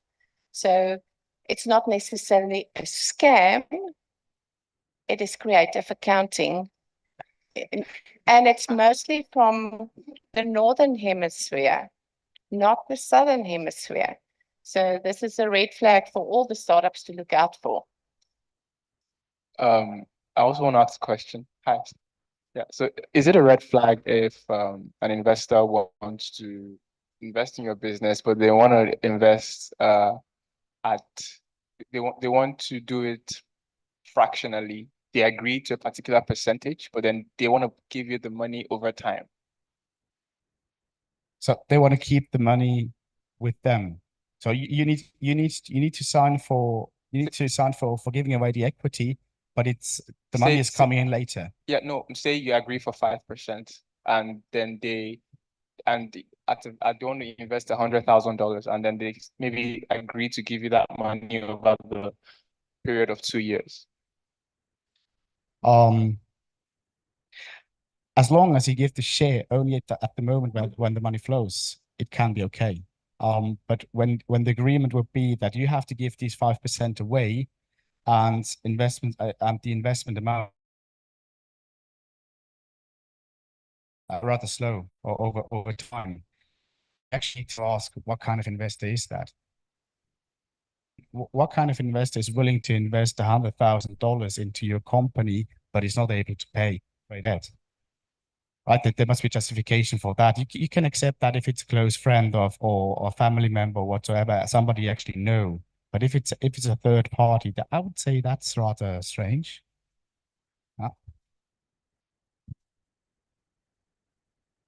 Let me contribute to that. It's unlikely going to be a scam because when you look at startup, especially in Nigeria today, there are a lot of people who will make a very big, fantastic, presentation as if your $100,000 to just go into it now. You want to hold on and see how such person wants to move. So such fund at time are attached to mileages. So what is the first mileage? What is the second mileage? What is the third mileage? So it may be spread over, okay, if you're able to have the first mileage in 4 months, then I give you the first $20,000. You must do the next mileage. So if it takes you 7 months to crack it as a startup, I don't give my fund. But if you can do it in 2 months, I give you the next $30,000. So at times it may not be what is scam is for the investor too. They equally need to be protected and ensure that the fund is applied to what is supposed to be applied. So of course, that's why they usually define how the funds must be proceeded, what the funds shall be used for. And they also define milestones. But here we're talking about milestones. We're not talking about, well, the money is flowing in anyway, but over a certain period of time. But you have certain milestones that you have set with clear conditions. If they're fulfilled, the money is flowing in. If they're not fulfilled, you failed, and therefore you don't get this, let's say, bonus. But that's a different story. Having milestones, that is something that it's not necessarily usual in equity investments. It's not necessarily usual, but it exists, and that is not necessarily an issue. Fully agree with you. Okay, so just a follow-on question to so what happens if you got some money, let's say 2 years before, and the exchange rate was maybe a little lower than it is now, and say for instance you got $100,000 when the exchange rate to the naira was say 700, and then now it's about 1,500. If you're making more money, you're still at a loss. Are there provisions in the agreements that can be amended, or like an addendum or something to protect you from paying back more than you should? To amend an agreement, to amend an existing agreement is difficult, because you have the rule of party agreement. So unless there are extremely strong reasons why there must be an amendment where you can actually say well, look, if we would conclude this agreement today under new circumstances, it will be crystal clear that we would never agree on the terms we did before. Then you might have a chance to enforce an amendment. Otherwise, you will be bound by the provision. But usually this shouldn't happen with equity investment, because when you define an equity investment of $100,000, you also define conversion rate dollars, and therefore you do not bear the inflation risk. So you say we will convert the shares for $20 each, and this way you only have the inflation of the US dollars, but you do not have the inflation of the naira against the US dollar. You should avoid to have two different currencies for the same subject matter. Otherwise, you might come into this situation that you have to give double the share, but still getting the same amount of money. Right.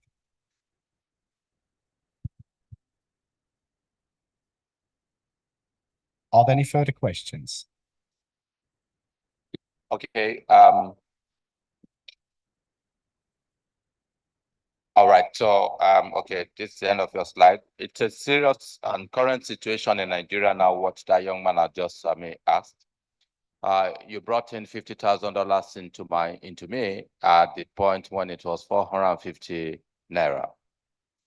And now a dollar to naira is about 1,400. And there's a serious inflation. And this is the period you want to check out. Do I do it at when you came in, which was probably 2 years ago? And I say, okay, because I deal in naira, so I'm paying S amount of naira. So for me, I think this is the challenge of denominating most of the investment now in that currency. And I will speak especially startup in Nigeria. So you should ensure the fact that, when investment is coming, try to denominate that, at the present, naira. I want to say $10,000 and the equivalence of it in naira, is clearly stated. So that by the time, you have to, he or she is checking out, you deal in naira. So you're paying your whatever is taken out in naira. Because a lot of people in serious cheat for this now, a very deep one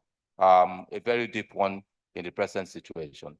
Yeah. So in Nigeria, it's a critical issue that, maybe the local people, to really guide the investors. So just to let you know what he's talking about, seriously. Right. Yeah, it's when you have investment agreements that cover for a certain period of time, especially when you talk about years, that is an issue. Inflation is an issue that must be addressed already in the agreement itself. You can add an inflation clause or whatsoever, but in either case, it's something you need to think about already in the moment you draft the agreement or you negotiate the agreement. I mean, that's a general rule. Usually in an investment term, you have a seed capital round, you have a round B, and eventually a round C. And when you do the first investment round, even just for seed capital, you already need to think what you're going to do in round C. What today will have a massive impact and influence on the upcoming capital rounds and what happens to your investment or what happens to your original share. So it's really about anticipation, anticipating the future. If you don't take that into fair consideration, you might exactly end up in a situation where you actually lose money or lose shares just because of time and just because of circumstances you were not able to influence. That's why generally we recommend not to have investment agreements that are running over a certain period of time, but that you actually have them for an investment at a certain moment.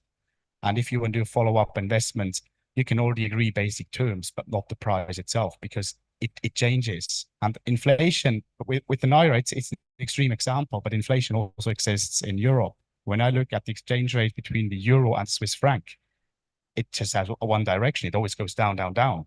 When the euro was introduced, you had the exchange rate of €1 towards 1.8 Swiss francs. Now we are at 90 cents, something like that. So it's halved, and even for a currency that is considered to be strong.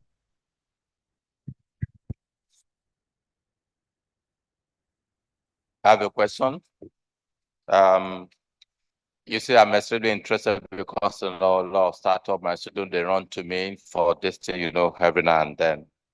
And I could say that the startup have been seriously protected, but the investors have not really been protected from your space. Because most of the times too that the investor, just misbehave in between the agreement is because of what some of the startup have done. So I want to put this to you. So you funded me with $200,000 very clearly for 5% in my business. And immediately, you made this investment into my company. It was to be paid in 3 tranches over a 6-month. The first $100,000. So you put in the first $100,000 and you saw me the second week with Range Rover 2022 after you put in that money. So yes, well, there's a 6-month moratorium. After 1 year, you look at my account, before we can even be talking about payback. So I will ask you as an investor, do you have the right to pull back because I bought a Range Rover, whether with your money or not, in 2 weeks after your investment? And you say, hey, you need to check my book, you need to check the application of the form, of the fund. You're not going to put in the other fund. And I'm arguing with you, look, it's at the end of 1 year, we're supposed to be talking about this. So, I want you to look at that scenario. Is the investor right if it's not, but there's an agreement already, signed, but it's no longer interested to push forward because this guy has bought a Range Rover. Right. So the situation is that investor has entered into a commitment to pay, but fails to pay or pays too late, right? Yeah.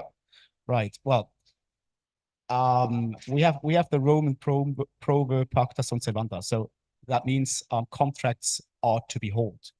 You can actually sue the investor. You can sue him for payment towards the company, or if you don't see a suitable way to do that because you fear that the investor is not actually having the money, you can ask the court to cancel the agreement, and the investment will be gone. Respectively, the shares that you have already allocated will be taken back. It might be difficult if these shares have already been created and created by capital increase just for this investor, because if you take them back, well, where do you put them, right? But you have these possibilities. Usually in these cases, we would sue the investor. Problem there is that sometimes, and especially when it is an international relationship, it is quite costly and it takes a lot of time. Because first of all, you have to sue the investor, you have to win the case, and you have to win it over all instances. Let's say you have an agreement on arbitration, right? Just normal state court. Then you have to go through all the instances to have your final judgment. And then you still need to have this judgment acknowledged in the target jurisdiction for perfection and for actually enforcement in the jurisdiction of the investor. And there we are easily talking about 5 to 6 years for a result where you don't really know, will the investor still be there, and will he still have the money to comply? Will there be just anything that can be seized? So that's a risk you have to take. That's something you have to trust that it's gonna be fine. And in any case, that's why I said when it comes to equity investments, don't create or allocate any shares before they're actually paid, because otherwise it's gonna be a mess to cancel all these agreements that have been made.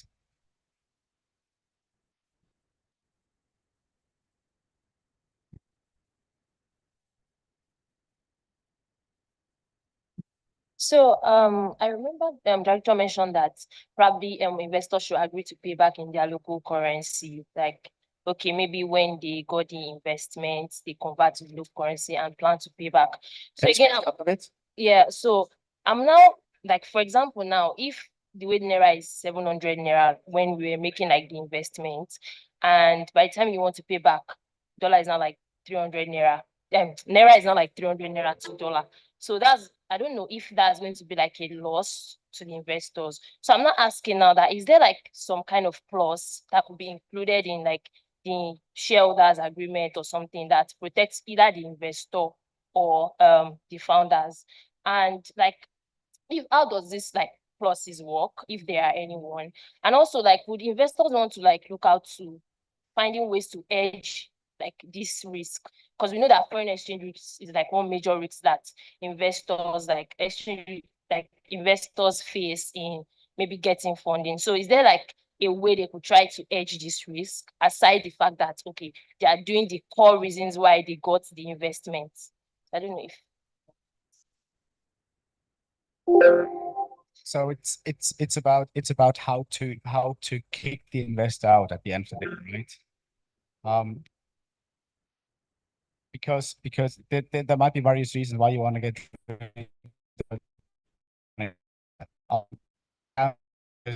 it can of course be that certain obligations were met, or that he's in breach of the contract. Now, the problem with a private company is that even if you have a right or an enforcement right for the investor to sell his shares, you still need to have a buyer, because there's no public market, there's no stock exchange where you can just put it and you will find a buyer to buy the shares. So these rights can be implemented, and you quite often see them that you have purchase rights for the other investors if certain breaches of the agreements happen, or certain breaches of conditions. But if there's nobody willing or capable to buy these shares at an agreed valuation, the investor, even if in breach of the agreement, will remain a shareholder because there's nobody around to buy the shares. But that's nothing you can rule out. There's no possibility to say that these shares will just be cancelled without any compensation. That's well, you can try, but that will be really, really hard to enforce.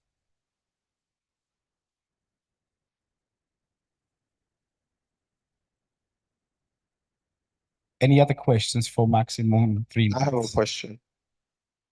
So there's something called a safe agreement. I don't know if you have an idea of what it means. It's okay, good. So would you advise startups to go into safe agreement, considering what it entails is you give me money for future equity. I promise you maybe a percentage on your equity. Maybe you get to use the money from, the equity to buy shares later on in the company. Would you advise startups to actually go for safe agreements? Do you think it's safe for them? It feels like it's more safe for the investors. Right. It's a safe. Frankly speaking, I know that safe agreements exist. But in my career, I never signed one, or I never had a client of mine that signed a safe. It was sometimes proposed, mainly from the investor side, by saying, "Well, come on, just make this. We want to make this quickly. We don't want to have a long discussion about what is the correct valuation, what is the correct shareholder, and what's on with the safe, and do the negotiation about a fair purchase price or a fair conversion price afterwards." It doesn't really work because also investors do have expectations. They want to have certain things in the agreements that know much they're gonna get at least. And as soon as they have this expectation, the room for safe is over. Because when you have a minimum shareholding that they want to achieve, you find to define a price to a certain extent. So if it really works, you can go for a safe. But I mean, what stops you from having a defined purchase price already? You can also say, well, look, we make since it's an early investment, you will get a discount of % for the next equity round, and then you can still leave it open on how much this is going to be. But to have at least this minimum valuation mechanism is advisable and is usually also expected. Safe agreements, I think they're rather coming from the early stage of the early stage implementation, where people didn't really know what to do. and where you didn't have the structured procedures as we have today. But today, with the expectation of an investor that you show a pitch deck, you also show how much money you need for which valuation, actually ends the legitimacy of a safe.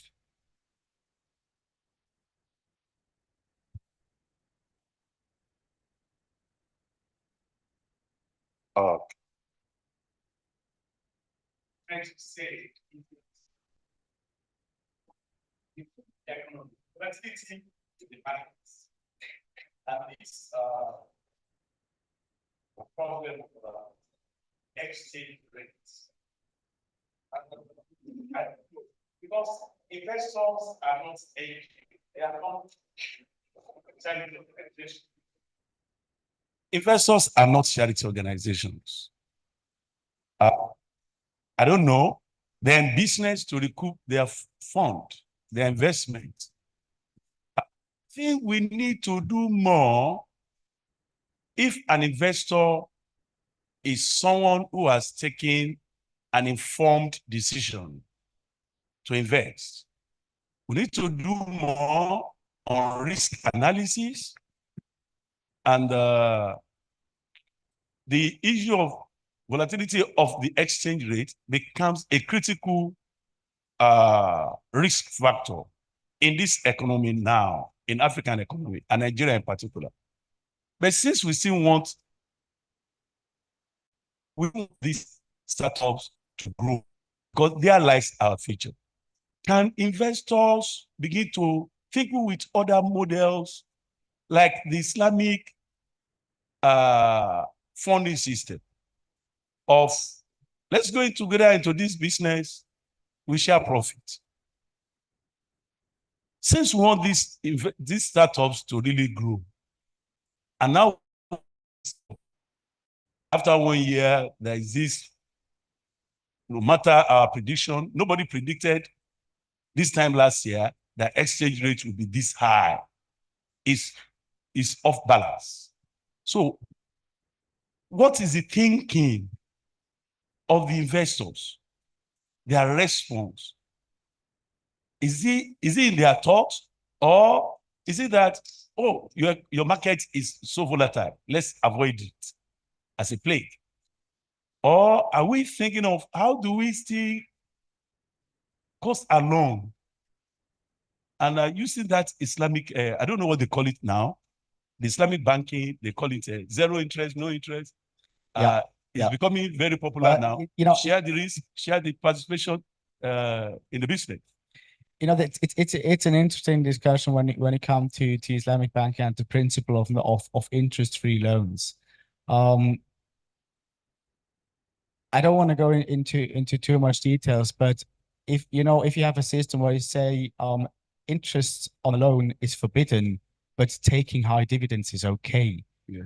At the end of the day, we are still talking about profit, and investors do want to have this profit. Sometimes just because they are there for making profit, but sometimes also, especially for VCs, that they are not direct investors, but that they are actually just advising a pool of investors, be it an investment fund or whatsoever, to go into a certain investment. So they are also servants for the investors standing behind in the pool or in the fund.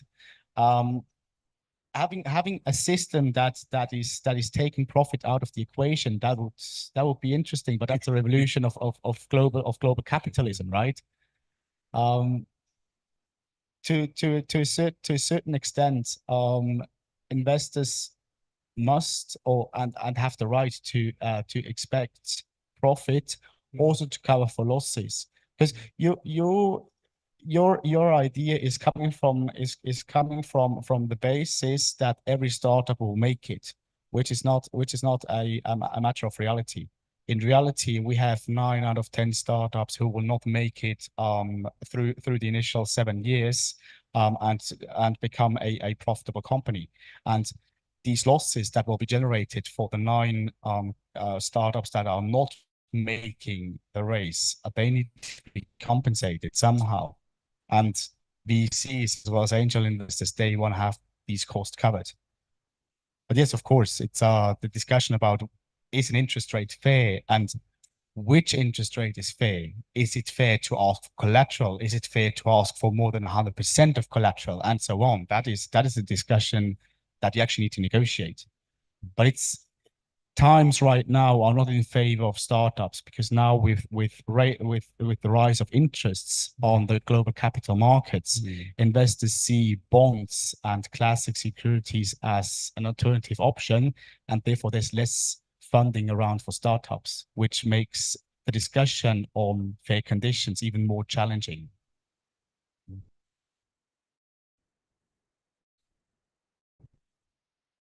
Thank you. We put our hands together. We may not be able to take other questions, but it seems everyone is getting tired. What's going on? As a result of yesterday, right? Okay, so can we rise? Let's rise. Everybody, please, to the right, put your hand to the left, to the right, move, you know. Yes. Some people are not here for more like it. Aha. AY, you're not doing the same. AY, are you here? You need to rise and stretch. Okay, we can be seated now. That's fine. Thank you. All right, quickly we'll move to the next.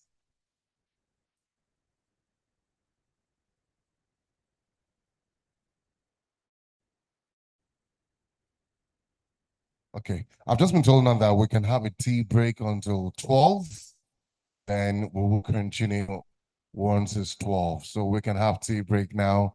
I think you can visit. If you've not had one today, you can, or if you want to have more, you can visit them outside.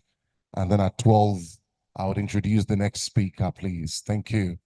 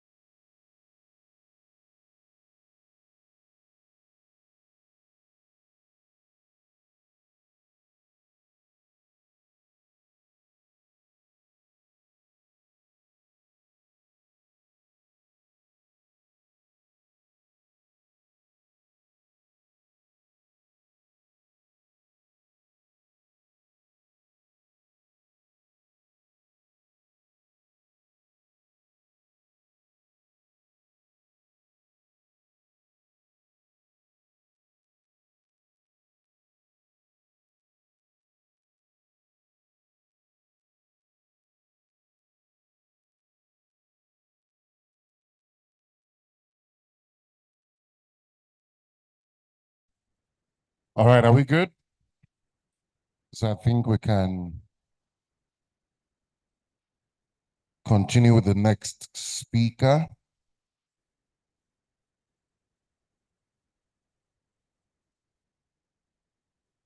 So the next session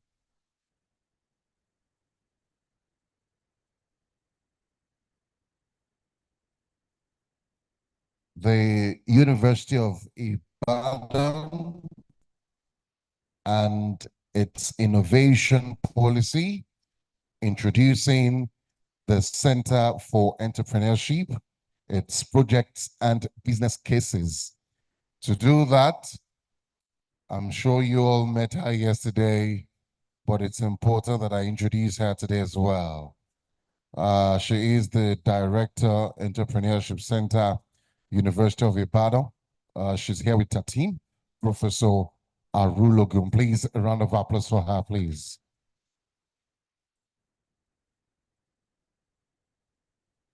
Thank you very much. So I'll be presenting University of Ibadan. And I want to crave your indulgence to just show you a few things about Ibadan. Ibadan is an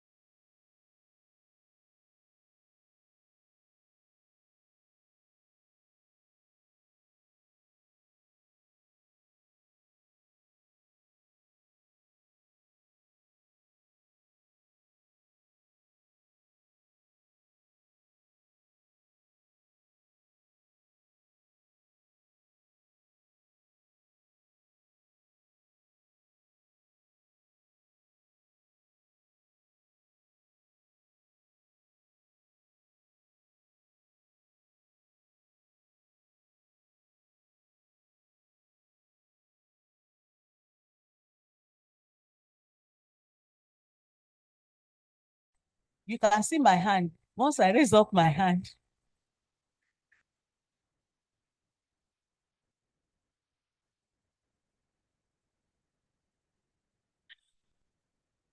okay, and so our goal is to institutionalize the development of entrepreneurship and innovation through teaching, research, networking, and advocacy, as well as collaboration with the private sector government.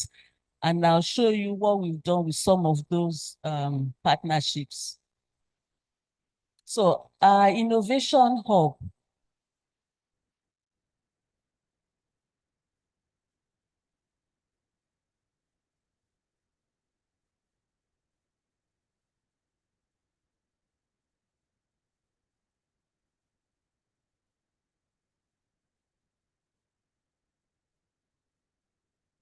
So hub is where innovators, entrepreneurs, community members, and people from universities collaborate, develop their ideas, and bring them to impact.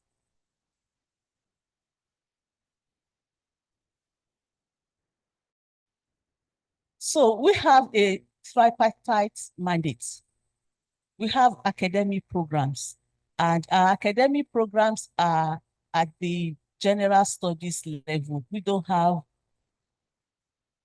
an undergraduate program. We used to run an undergraduate, postgraduate program until there was a restructuring, and then we had a UI School of Business, and our postgraduate programs moved into the UI School of Business. So the academic programs that we have now are at the General Studies program, basic introduction to entrepreneurial studies. And then we also do entrepreneurial training and support student-owned business startups, as well as establishing a strong link with the local business community through training and support for businesses.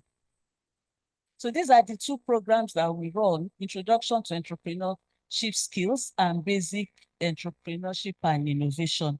And how we teach this is that we co-facilitate with people from the industry. So the people from the industry come and teach the students with us, and then at the end of the day, they have a 6 weeks internship program in the industry.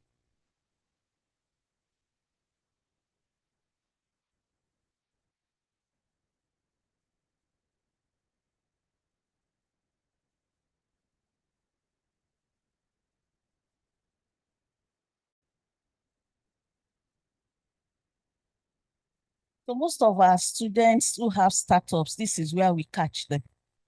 It's on these programs that we catch them.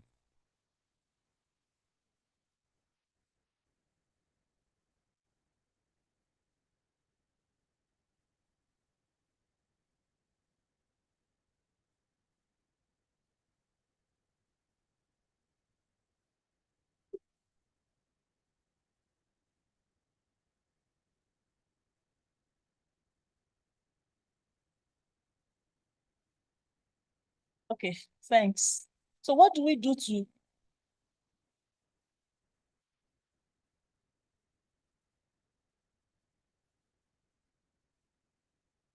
Okay, so what we do to promote innovation is we have the student-based entrepreneurship education, that's the ETL 301, which I've talked about. We have creation of funding links. We do not only discover them, we also link them up with funders. We have academic startups and patenting. Academic staff and other members of the university who have innovations. We help with the patenting and protection of their intellectual property, training and capacity building workshops for startups and budding entrepreneurs, as well as patenting of students' innovative ideas, because we know we need to help protect their innovation. Also, capacity building for faculty, private sector collaboration, business incubation, and entrepreneurship counseling for our students, for faculty. Next. So in terms of regulations and policies, University of Ibadan's intellectual property policy was developed in year 2012, and it has 8 sections. The first one talked about the goals and the objectives of the policy, the coverage of the policy. The third looks at the ownership of the intellectual property assets. It talks about who owns the rights, who gets the proceeds, how does the sharing formula come, especially because you are working with the university, you are using part of the university time to do most of what you are doing. You also have a section on rights and obligations of the investor, the researcher, and the university. And there's also a section on disclosure and reporting. We have a section on commercialization of intellectual property products, because we know that it's not just sufficient to have it if we don't turn it to commercial value. And we have a section on copyright, we have a section on software and inventions, and then a section on dispute resolution. We know there will always be disputes. Even within people in the same department that worked on it, we had disputes about it's my idea, it's not my idea. And oftentimes some of the certificates of registration had to be withheld until they're able to sort the disputes out. Yes, please, next. So we have serene environment where our students, faculty, and SMEs can come in to brainstorm, to meet mentors, to have access to many other facilities that they need. Next. Next. Next. So we have syndicate rooms, different ones. Next, next, next, next. So we have breakout rooms where people can actually have access to work with no disturbance. Our center is off campus. We are not on UI campus. We are in Bodija. We are on we are outside the campus. So we have some level of control in terms of facilities.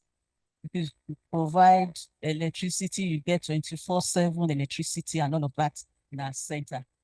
For our training, we have specialized trainings. Our training curriculum is robust. We have tailored curriculum for our participants. We use the participatory method. We have expert facilitators from both the academia and the industry. We do needs assessment before we start training. We have customized training for different cohorts and e-learning available, and it's leveraged on our distance learning platform. So we have cross-section of some of our trainees and facilitators there. So we have our testimonials of what we've done. At least all of us know this person. So that's Precious. We are proud of him everywhere, anywhere. Now this is Ifeoluwa Olutayo. She's the founder and chief executive officer of Super Farm and Market Limited. Now she started while she was a student. She started what we call Super Kitchen. She knows how to cook very well. And so she started by cooking for her mates. Gradually moved from her mates to faculty, and then she ended up as with this organization, and she's doing well. Now, this is another person, one of our testimonials. This is what he has to say. He says, "My name is Oyewale Abioye, an alumnus of the Center for Entrepreneurship and Innovation, University of Ibadan. I had my master's degree in entrepreneurship education. This was when we were still running the master's program. During this time, I participated in a Dutch-Nigeria Student Business Challenge through the center. And this gave me the privilege of co-founding a startup with Gbade Geshi Alawode as the co-founder. The company developed M-Dairy, the first integrated SaaS product developed to boost local milk production in Nigeria and to improve the dairy value chain. The platform helps dairy companies and stakeholders profile, collect, and analyze data from dairy farmers to enhance program planning and business decision. My engagement with CEI predates my master's degree in entrepreneurship education. The former director of the center, Professor Gbemi Oke, was my supervisor during the UWin Business Challenge when I won 10 million naira to develop a beans processing center, which later re-engineered to cassava processing due to the loss of business contacts in the northeast of Nigeria due to insurgency. The CEI staff led by Professor Kerr were instrumental in re-engineering the business to ensure I can access the UWin fund in full and supported me in setting up a system. I have since then moved into backward integration of how farmlands for cassava and plantain, and I have equally grown into developing a business around real estate. Those are our testimonies. Thank you very much.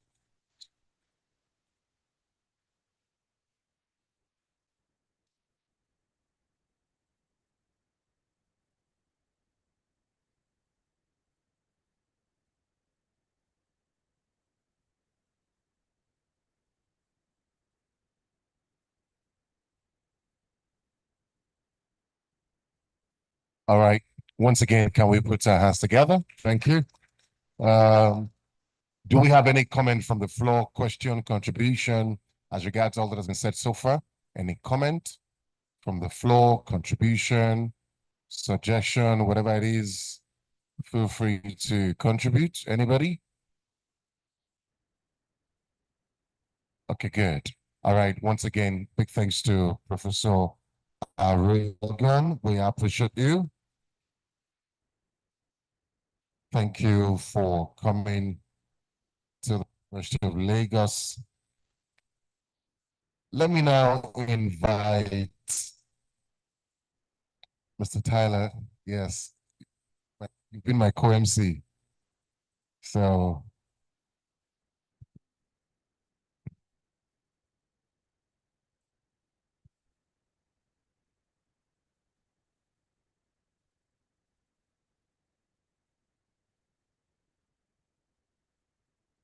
Yeah, thank you very much.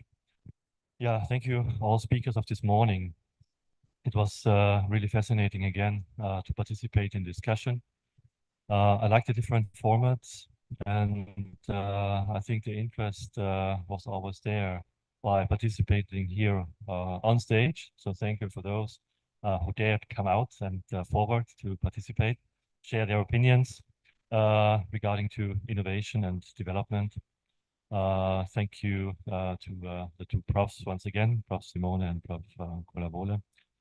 Thank you, Stefan, for the lively discussion that your input generated here. I think, how would you say that in English, you just got right into a wespin nest, yeah? Like a nest of bees. Yeah? So with all the questions that apparently haunt you during your business development and business growth. And thank you, Prof. Rurugon, for sharing, introducing Center for Entrepreneurship, showing us how you built it up, and also showing the history behind it. This was particularly of interest to see how much tradition is home to Ibadan. So thank you very much. For me, indeed, it's time now to say the last few words here in this forum. We will see the startups then after lunch for a tour to the Impact Hub, the Nest. For me, it was a fascinating 2 days, and I felt really very welcome at this very special place. So I hope that it will not be the last time to come here. And so I would like to particularly thank our DBC, Professor ADBC, Sunday DBC, for hosting us here. And so please give Professor ADBC a really very warm of applause.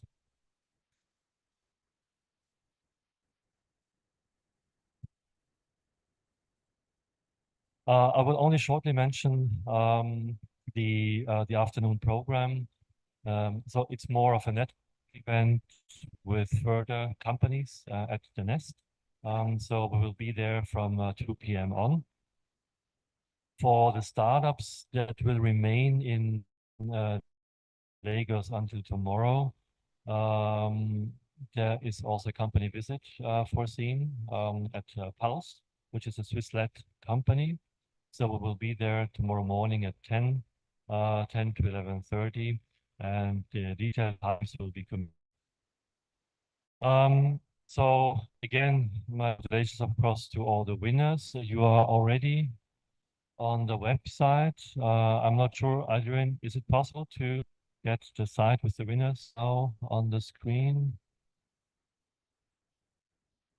So our dear assistant in Bath, Melina, worked also hard to have accurate, fantastic, yeah, to have really live information available. So thank you also in absentia, Melina, for a great work at home. So this is now the new entry page of Sareco.org. Lovely to see you all there. And of course, we're looking forward to having you in Switzerland. Maybe only one, two words about the Swiss day. I think we can detail a bit more in the afternoon, Karen, if you agree. I have administrative steps now ahead of you, so please take this time issue very seriously regarding the visa, regarding the flight booking and so on. So hopefully all works out well. And then we are ready to host you from the 26th of May, day of your arrival, to the 4th of June, day of your departure. Of course, you're always welcome to stay longer. Yeah, so hopefully you will find contacts, business peers, and get more ideas that are useful for further building your companies.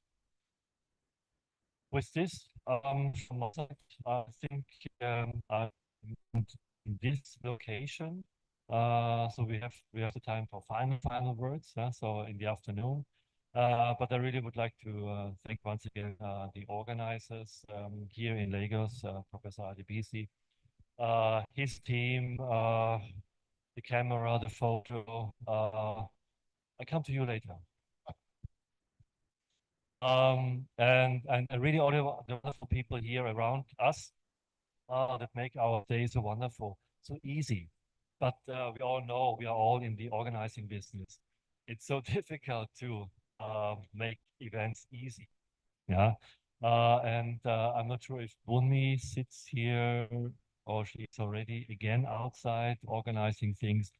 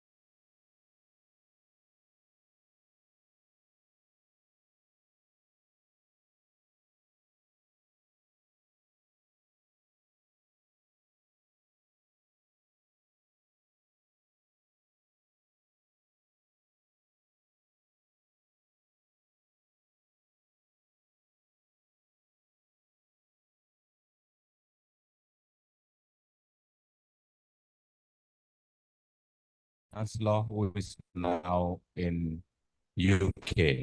He should have been here with us. But before I do that, I want to thank my colleague from University of Ibadan, that's Professor Arilogun. Thank you very much, and your team for being with us in the last 2 days. We're working to build the nation, and we're very unique in what we do and very purposeful in changing the narration with entrepreneurship and innovation, which is what the nation Nigeria needs now. So thank you very much. And I want to thank the audience. You're the best. Put your hands together for yourself. You're the best. You know, the people I love mostly are the people that hand the event with us because, during the first day, the ambassador is here, Vice Chancellor, he's there because there are some people that never had opportunity of seeing the VC or working close to her as to know that event. So let me take a selfie with you. So those are not the kind of people we appreciate. The people that are here, even when we, the common men, are here to learn, to speak to ourselves. Please put your hands together for yourself once again. So thank you very much. We appreciate you. You're the great guys. And to the startup, well, the future of Africa is on the 12, startup great guys from South Africa, from Nigeria, from Uganda, do we have anybody from Rwanda there? Yeah, from Rwanda. So the future of Africa is now in your hands, and let's put our hands together for them. I say thank you for bringing great things, out that can be celebrated.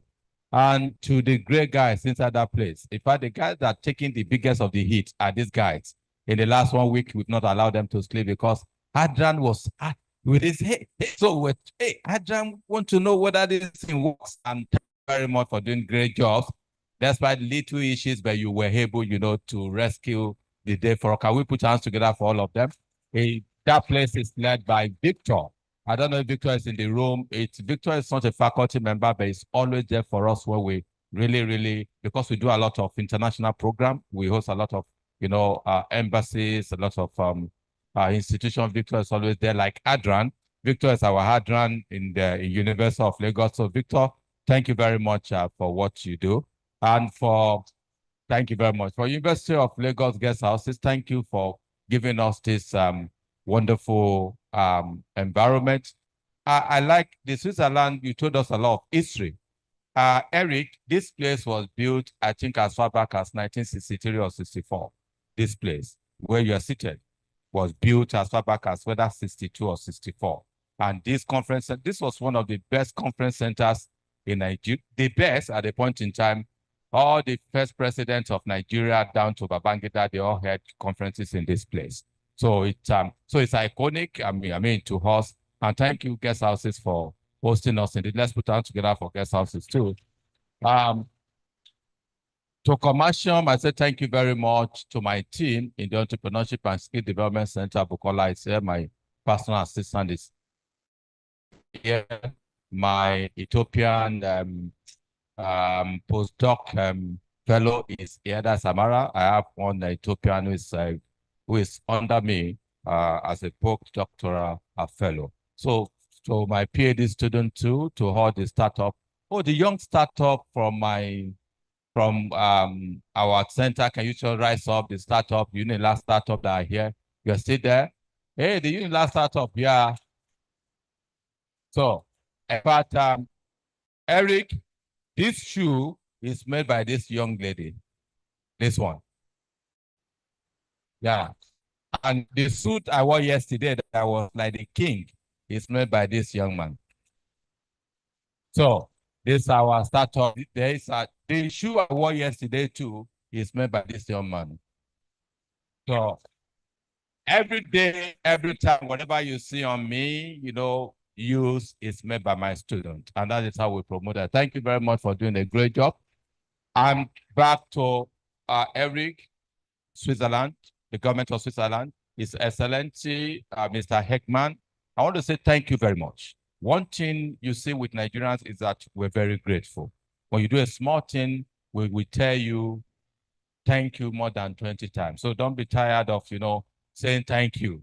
Like the lawyer told us, there are times we repeat some things, some clauses in agreement. Our thank you is to say we really appreciate what you've done.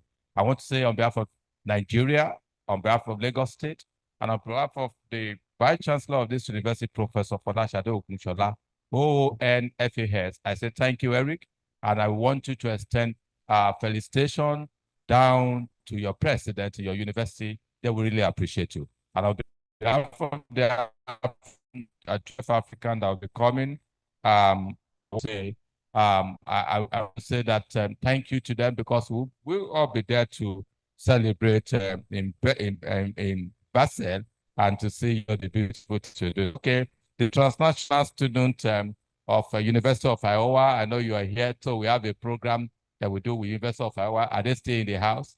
All right, okay. Can we put our hands together, for them? Stand up, stand up, stand up. This is our international entrepreneurship student. So this student, the entrepreneurship experts who are working with University of Iowa and SUDECO of Senegal, they will co-create together 3 countries. They will co-create together at the end of the day, and it's been amazing. We've been doing that in the last 4 years, I guess, with Professor Dimi Doreska. Thank you very much, and they were the one that helped us as ushers. Yeah, the ushers. I'm sorry. Thank you very much. The ushers.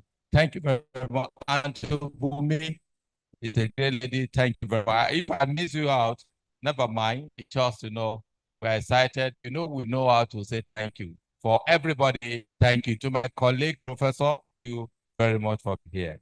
So I think on that note, on behalf of the Vice Chancellor of the University of Lagos, hereby declare this conference closed.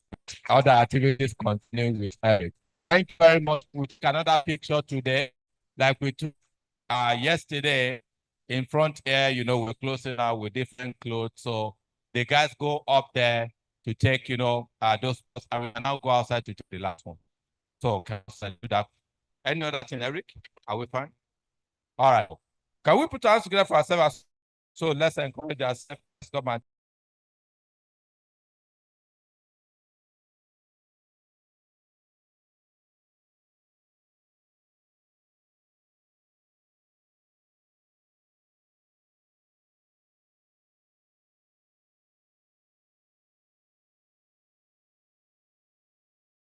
possible, some of the guys online, you can just, nobody.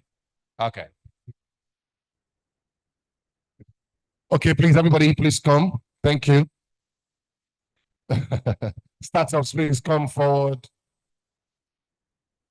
Not different from what we did yesterday. I think we can remove the chairs. Oh, sorry, ma.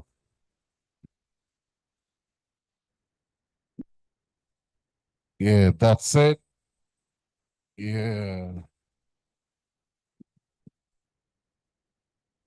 Okay, so can we please come together?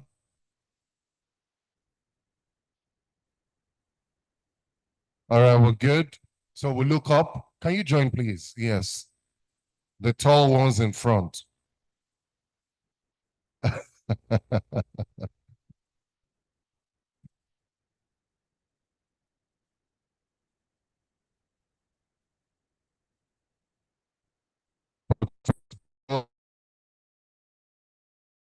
You really.